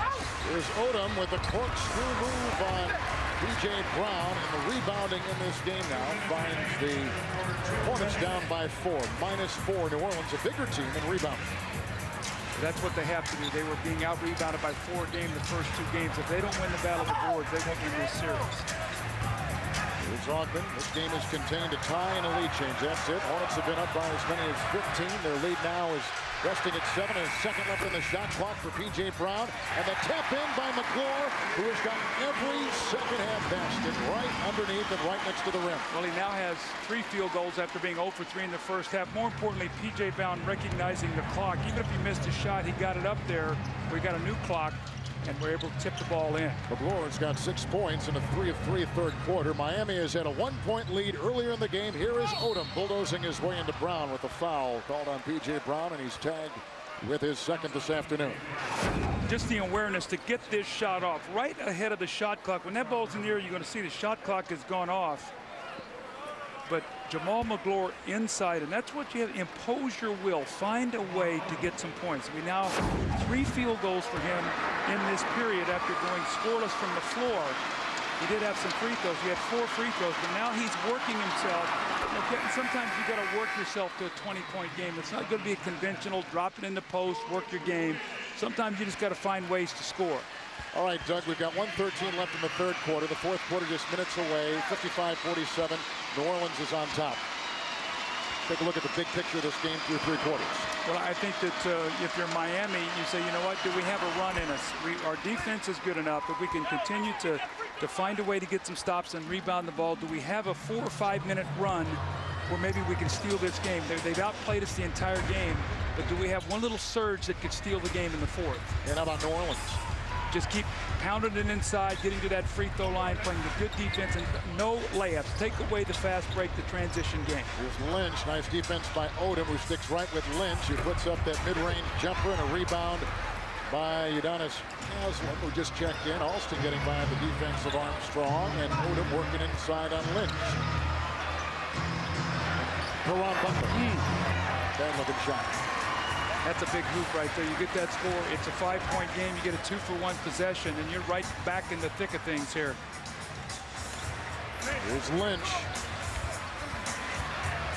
And he'll put up a long-range 2 with a Caron Butler rebound. Butler with 11 points and 12 rebounds in this game. If you're Stan Van Gundy, you say, look, we get a score here. We've outscored them by 7 in the third quarter. We've cut this lead from 12 to 5. We feel very good going into the fourth. And Odom will go on Lynch, and outside it's Butler, and he knocks it in. What a great third quarter by Caron Butler. Wesley trying to beat the buzzer. It's up and rejected by Butler. Will they call the goaltend? Count it, it's a goaltend. Well, see what happened. Miami fell asleep. They celebrated after they scored. Now we're going to have to review it because the light came on. If there's triple zeros, we're going to have to check to see if it was out of his hands. It's out of his hands. That will be a good field goal. Miami celebrated with 1.1 to go on the clock. They thought they were happy. The quarter was going to be over. They'd cut it to 5. That's a big retaliation basket here, the goaltend, but they'll review this, but that will stand. New Orleans led by 5 at the end of 1. They led at halftime by 12, and at the end of 3, the Hornets on top, 57-50. They trail in this series 2-0.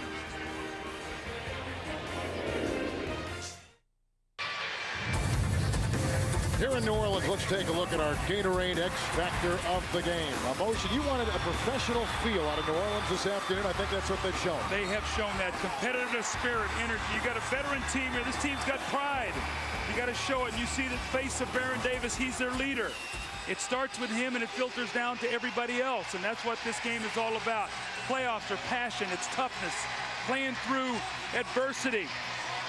Dwayne Wade struggled in that third quarter after the game. Yeah, he's had a very, very good series the first 2 games, but you see tonight, 1 of 7. He also has 6 turnovers, averaging 17.5 the first 2 games. This is his first playoff game on the road as a rookie, so he's learning game by game what this is all about. Miami outscored New Orleans in that third quarter, 21-16. See, that goaltend was so big, too, because Miami starts out the quarter with the ball, so it's instead of a 5-point lead to the ball, it's 7. That's how that play at the end really was important. It's Odom for 3, and they can't catch up with it. The ricochet is out of bounds. The game's leading scorer is Baron Davis with 17 points. But he did not score in that third quarter. Odom, by the way, 3 of 13 this afternoon. Well, most everything's been a jump shot. No layups for him, and he will struggle if you make him a jump shooter.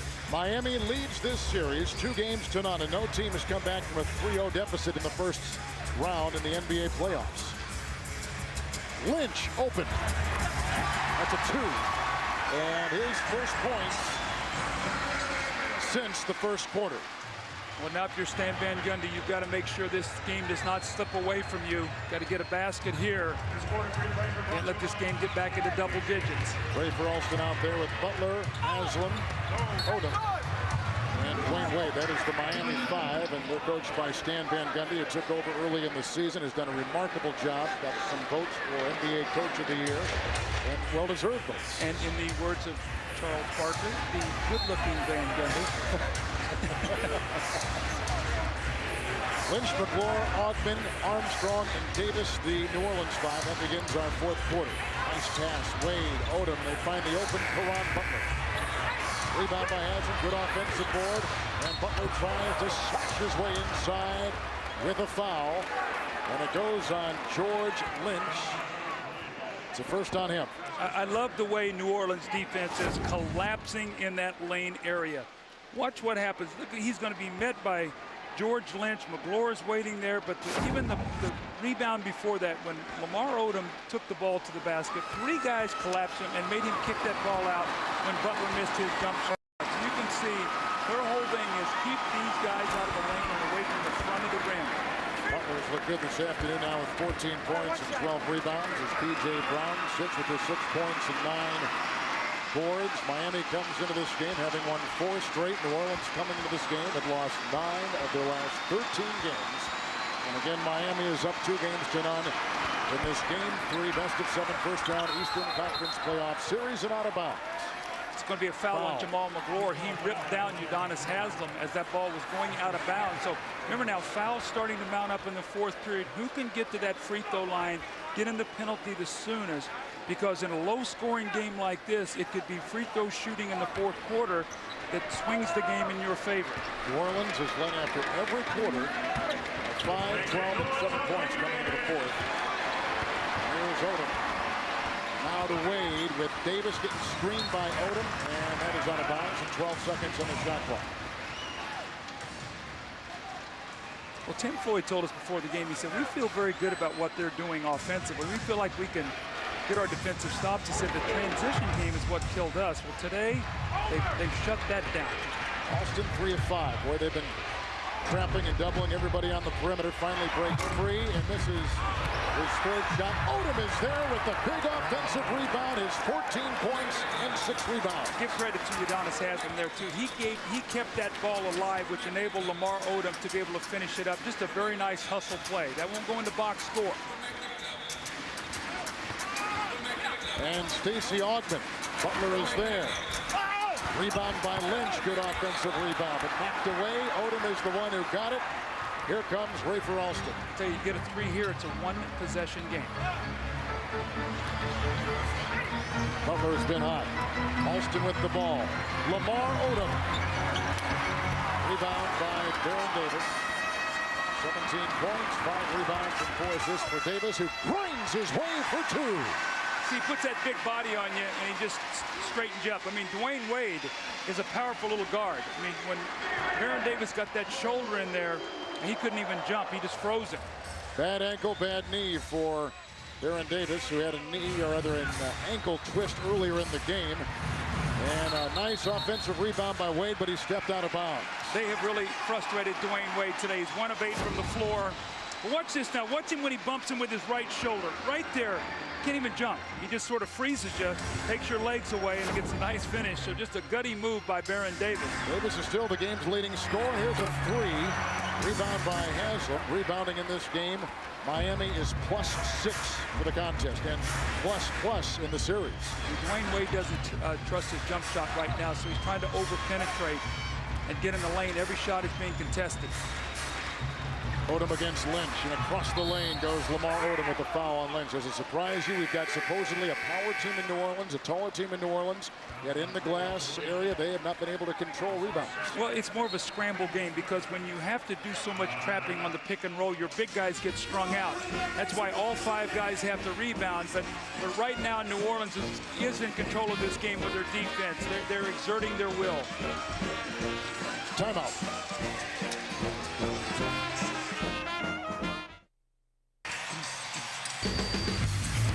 Our Marines teamwork player of the game goes to P.J. Brown, who beforehand was given by Bob Lanier the Joe Dumars Trophy for the NBA Sportsmanship Award. The Sportsmanship Award exemplifies the ideals of sportsmanship on the court, ethical behavior, fair play, and integrity. This is the first time that NBA players voted for the Sportsmanship Award. I talked to PJ beforehand. I said, what would people say if all they knew you by was that takedown in the fight you got in with Charlie Ward back during that Miami-New York series? He said they would think they gave it to the wrong guy. But as Doug mentioned, he's the type of player you'd want to build around if you're a coach. He's caring and committed, and he also shows you can be caring and committed and also be very competitive. Kevin? Good point, Craig. Of course, he played for Miami, as Craig alluded to right there, and he was born and raised in nearby Winfield, Louisiana. And the trophy is named after Joe Dumars. I coached him, and if you can get the Joe Dumars trophy, you're getting a heck of a deal because that guy represented all those qualities, and this is the difference in the game today. The fast break points, the first 2 games, 36-10 Miami. Today, 7-6 in favor of New Orleans. So they were plus 26 in the first 2 games. Today, they're -1. New Orleans has got back. They've taken away the layups. They've clogged the lane. They've made them jump shooters, and they forced Wade and Odom into 12 turnovers. Miami has cut the deficit to 6 now 3 times in the second half. They've done it again. Brown, Armstrong with the triple. Rebound by Udonis Haslem. Here comes Miami, and they are shooting 33% for the game. Odom has picked up steam in the second half. He has a heat high, 18 points, with New Orleans coming the other way. Doug shooting 37% for the game. Hang around and steal it at the end. That's what Miami's got to be thinking right now. We've been outplayed. We're right in the game. We're down by 4 points, and they have dominated us here early in this game. Finishing up on Odom, 13 of his 18 in the second half. Baron Davis with an arching 3 over the backboard and saved by Caron. Butler stepped out of bounds with a hustle play. You start launching those 3s. I think what happens, too, with New Orleans, they get a little tired. Now, Baron Davis' conditioning has to be off. He hasn't been able to practice. You come out here and you start playing in a highly competitive game like this. You don't have your legs about you. Your shot start's not going, and it's got to be tough for him right now. That's why I hate to see him start falling in love with all these 3-point shots. That gets them in trouble. The jump shooter needs his legs. Absolutely. Wesley with Rafer Alston on him, kind of wiggling his way free. Shot clock at 15. Approaching 7.5 to play in regulation. David West, the rookie from Xavier, in the game and heard from early. They really like him. And you know what? For all those young guys who want to jump out and come to the league early, this is a guy who's a 4-year player, and he stepped in. He's got maturity, and he understands what it is to be a part of as a young guy on a veteran team. And I like what he's done. Miami has had a 1-point lead early in the game. Hornets have been up by as many as 15. Here comes Odom with a sensational second half being worked on, but a miss right there, and they were clogging the middle was the New Orleans defense. Pressure now on Miami every possession. They can't let New Orleans push this lead to 8 or 9 again. They've got to keep their defense solid. Wide open is West, who is belted by Haslam. Subtle play there by Baron Davis. It looked like he was going to pass the ball back to P.J. Brown. He looked with his eyes to P.J. Brown, but he passed to David West underneath the basket. He looked the defense away. Now we got another guy here who's struggling with some kind of... That's Odom. I don't know if he's cut or not. He gave the impression like he got crossed right in the eye. You can see the scrape right under his left eye. Let's see what happens. Watch Baron Davis if he hits him after he passes the ball. Oh, he got him with his elbow on the way up.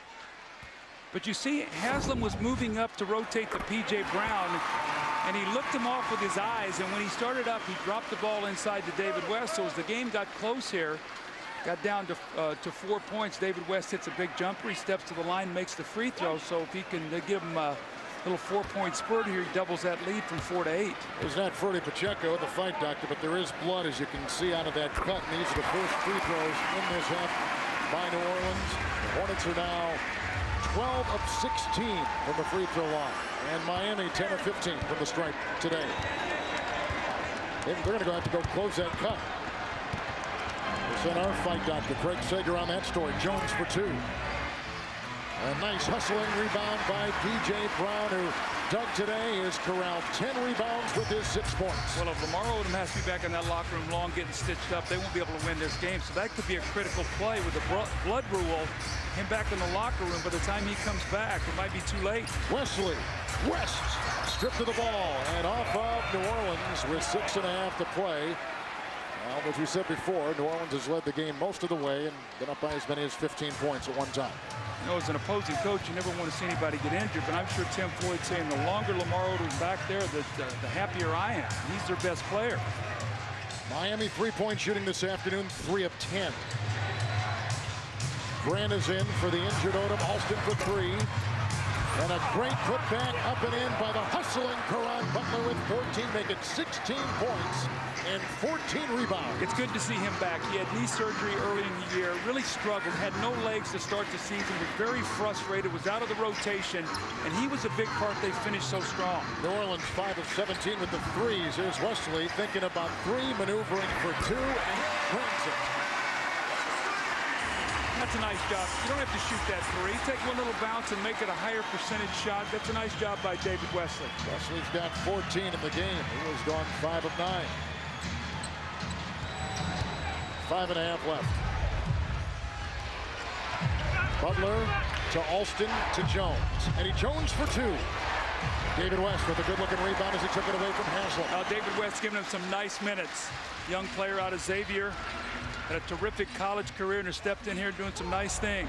Wesley with the fake and Jones spin that sets open that 2-pointer. Grant with the rebound. He has 8 for the game. And it's Alston on the fly. And he goes flying out of bounds with a foul on New Orleans. They put it on Lynch, and he's got his 3rd of the game. The Miami Heat has also been hurt by the 2 of 12 shooting of Eddie Jones. Yet they're in there banging away down by 8. Well, when you can shoot the ball well, you use that little shot fake. Guys go flying by and nobody around. You step in, you hit the 2. New Orleans hanging on to an 8-point lead. Let's see when Lamar Odom can get back.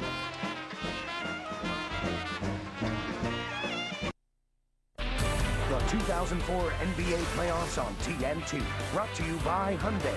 Visit NBA.com and enter to win a new Hyundai Santa Fe. By Adidas, impossible is nothing. By Van Helsing, starring Hugh Jackman and Kate Beckinsale. On May 7th, adventure lives forever. And by Miller. Vote Miller for President of Beers. Good call.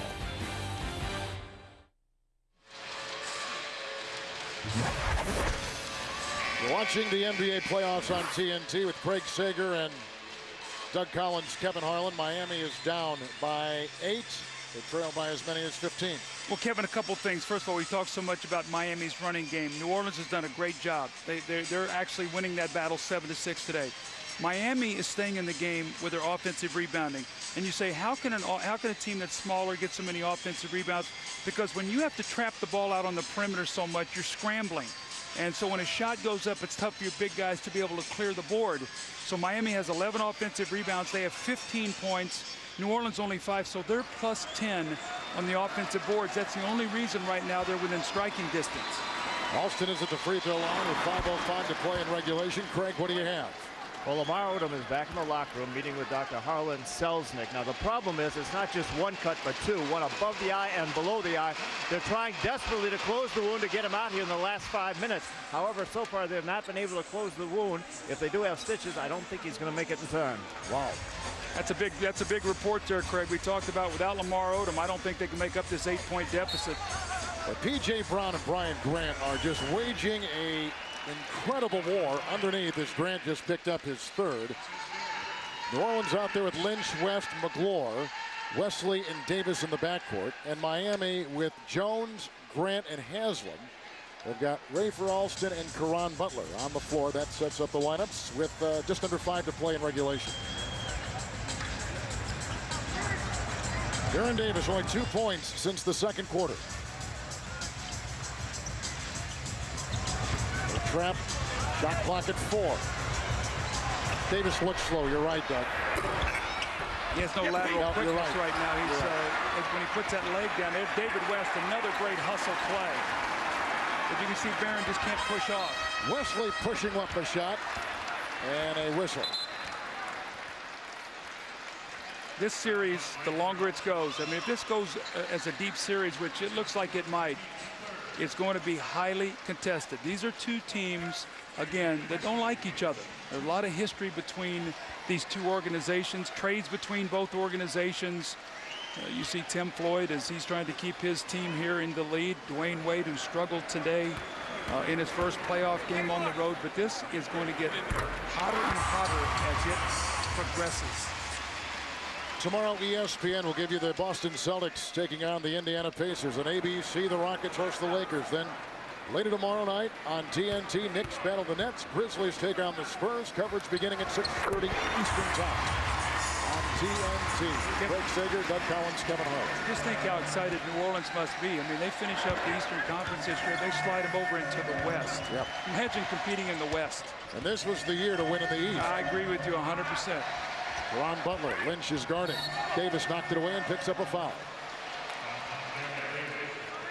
We've only had a lead change and a tie in this game, Doug, and the Hornets have been up by 15. That's the biggest lead by either team, and Miami had a 1-0 lead. That was very early in the game. That's been it for the Heat. Ron Butler at the line. Miami shooting free throws the rest of the way, so 4:17 to go. Let's see if they can take advantage of getting to the free throw line. Now each team has taken 18 free throws. Here is what how would you like that? Tim Floyd in the Southwest Division will look forward to in the Western Conference next year. Well, you got Dallas, you got Houston, Memphis, and San Antonio. Welcome aboard, New Orleans. Yes. My goodness gracious. How about the Midwest Division this year? Every team getting in, playing well. What you want to go to is that Southeast Division. Yes. That's the one you want to go to. Yes. You win 30 games there next year, you might win the league.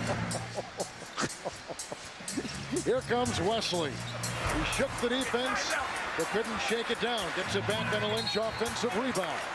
And that is a foul. Rafer Alston was reaching in. He's got 5. Let's go back to the fight, Dr. Craig Sager.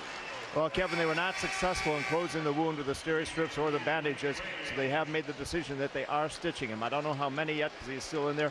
I don't know if they'll make it in time, but as Doug mentioned, they're at the free throw line, and that's closing the gap and also stopping the clock. And 3:53, Craig, remaining in the contest. There's not a lot of time left in a 6-point New Orleans lead.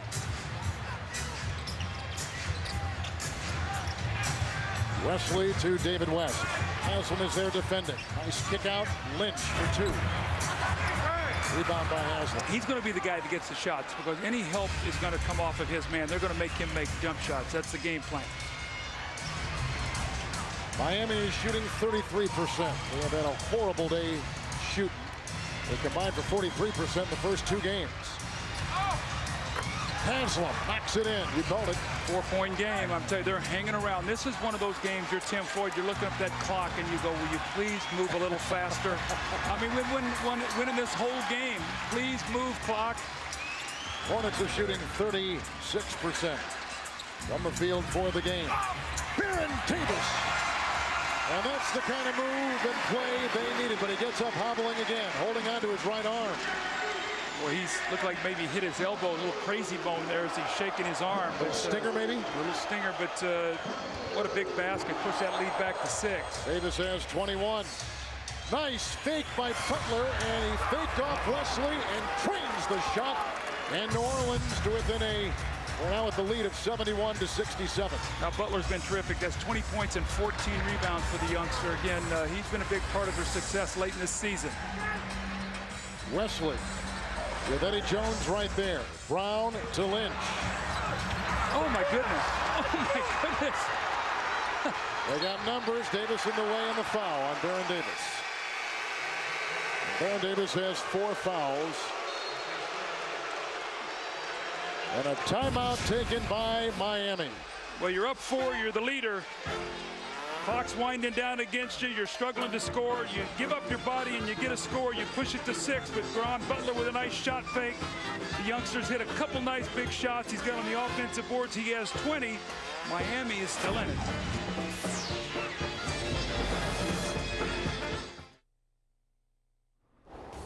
Hey, it's the Southwest Game Break. Ernie Johnson, Studio A in Atlanta. Still to come.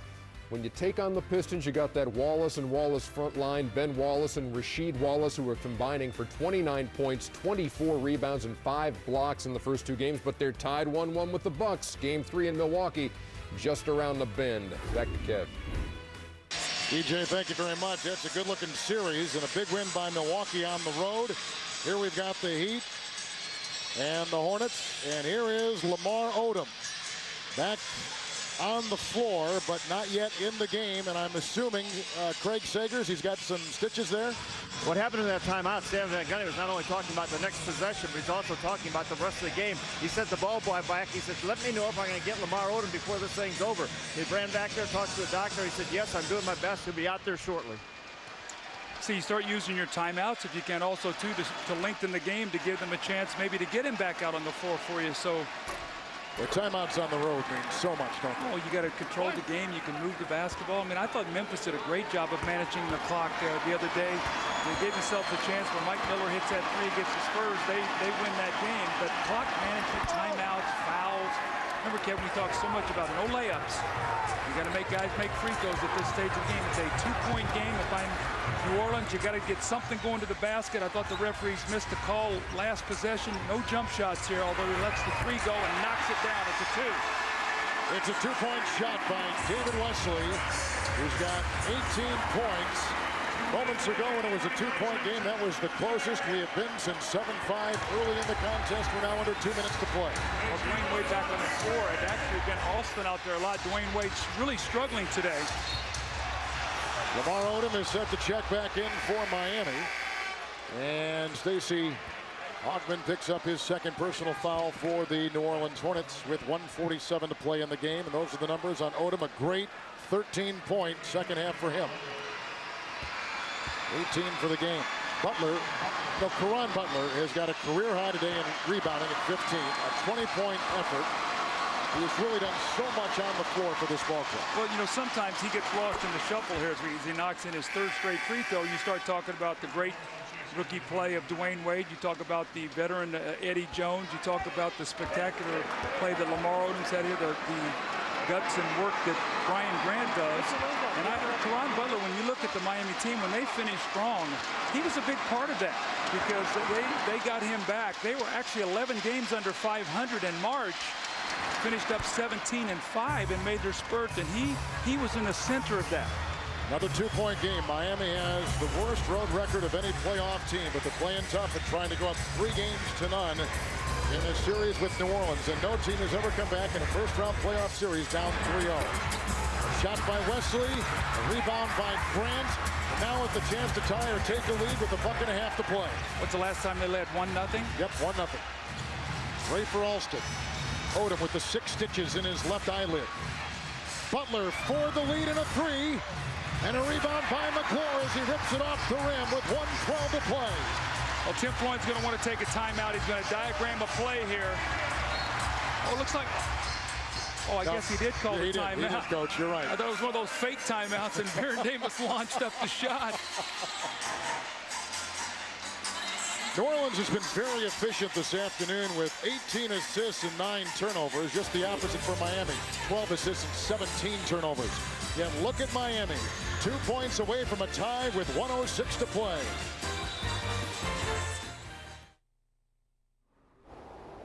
Southwest game break. Ernie Johnson in Atlanta. Michael Redd was the number 10 scorer in the league in the regular season. Held to 11 points in Game 1 on 4 of 10 shooting. Bounced back with 26 in Game 2. Game 3 is coming up. The series tied at a game apiece. Kev? EJ, he was a terrific all-star in Los Angeles, and he was big in Game 2, as you talked about. We can't wait to see that game between Milwaukee and Detroit. Here we got a lot of sizzle, especially in the second half. The Hornets are up by 2 with a minute 06 to play. Well, it's been free throw shooting to keep the heat in the game, but it's interesting. 32 points in the second half for the Hornets. In Game 1, they scored 35 in the second half. In Game 2, they scored 29. So they have struggled to crack this Miami defense in the second halves. We'll see what they've drawn up here. Miami is leading in rebounding this afternoon by 6. Neither team has a foul to give. Well, normally you would think they would run something for Baron Davis. How healthy is he, number 1? And they've got Eddie Jones on him, their best perimeter defender. And Stacey Augmon has it with Davis, McClure, Brown, and Wesley. That's the 5 for New Orleans. Into Stacey Augmon. A reverse. Rebound, McClure. And he's hacked as he goes up with 55 seconds to play. When you go to the basket now late in this game, you better check your dentures because everything is being contested. Stacey Augmon took the ball to the other side of the basket. Looked like he got cracked right across the face. And McClure just goes strong to the basket. Now, Jamal McClure is an excellent free throw shooter. This year, at one point in time, he had made 22 in a row. And today, very good. 4 of 4. And now 5 of 5.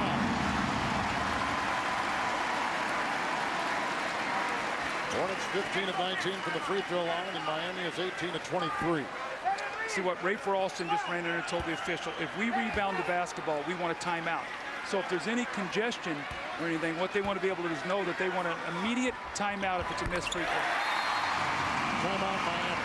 55 seconds to play in regulation. Tim Floyd and his team down 2 games to none coming into today after getting blown out in Game 2 by 30. The Big Easy has been anything but easy for Miami today. The Hornets by 4.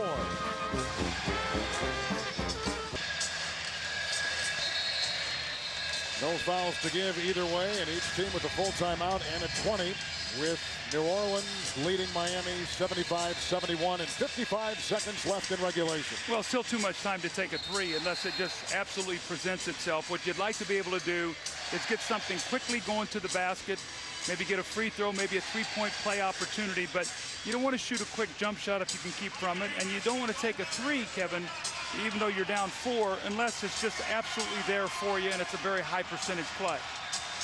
Wesley Augmon, Davis, McClure, and Brown, the New Orleans 5. Eddie Jones will inbound for Miami with Alston, Grant, Caron Butler, and they've also got Lamar Odom on the floor. Watch Eddie Jones coming in from out of bounds, getting a handoff back. They love to throw it in, have him get it back, and look to turn the corner. Eddie Jones, good call. Alston for 3. Rebound, Wesley. Right on. You still don't need to foul. There's still, a 25-second differential here. You still got plenty of game. You don't want to foul. Get a stop and then stretch the game. You got a timeout left. Davis with Alston in front. Now Grant. And Augmon over Butler. Rebound chased and vacuumed in by Alston. And Wesley defending. Odom the screen. Jones and Caron Butler bulldozing in. McClure blocks the shot. Grant gets it. Jones a three. Rebound knocked away and retrieved by Stacey Augmon.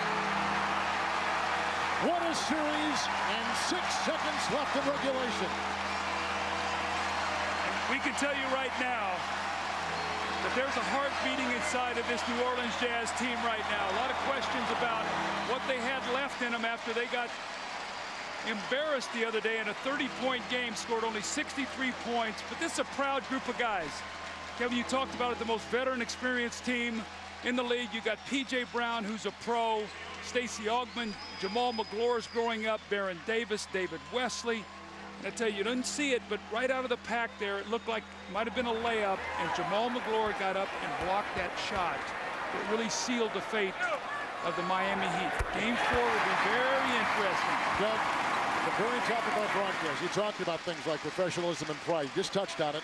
But those things, I think, really came out in the New Orleans play today. If New Orleans would have come in and laid an egg today, I know I would have, and I know the league would have been very, very disappointed to see that kind of effort. That has not been the case. Noon start.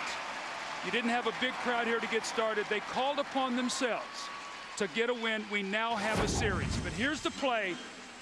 Caron Butler gets inside. It looks like he has it. And who is it? Jamal McGlore comes over, gets a block shot. That really sealed the fate of the Miami Heat as this shot fell awry. The 2 free throws, a 6-point game. And now if you're New Orleans, what you say is whatever, we don't foul. No fouls, and this game is over.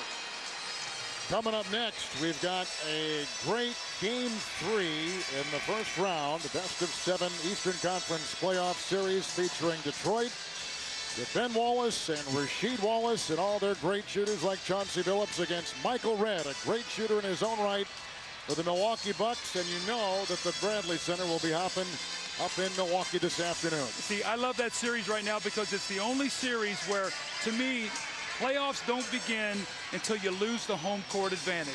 Then the game is on.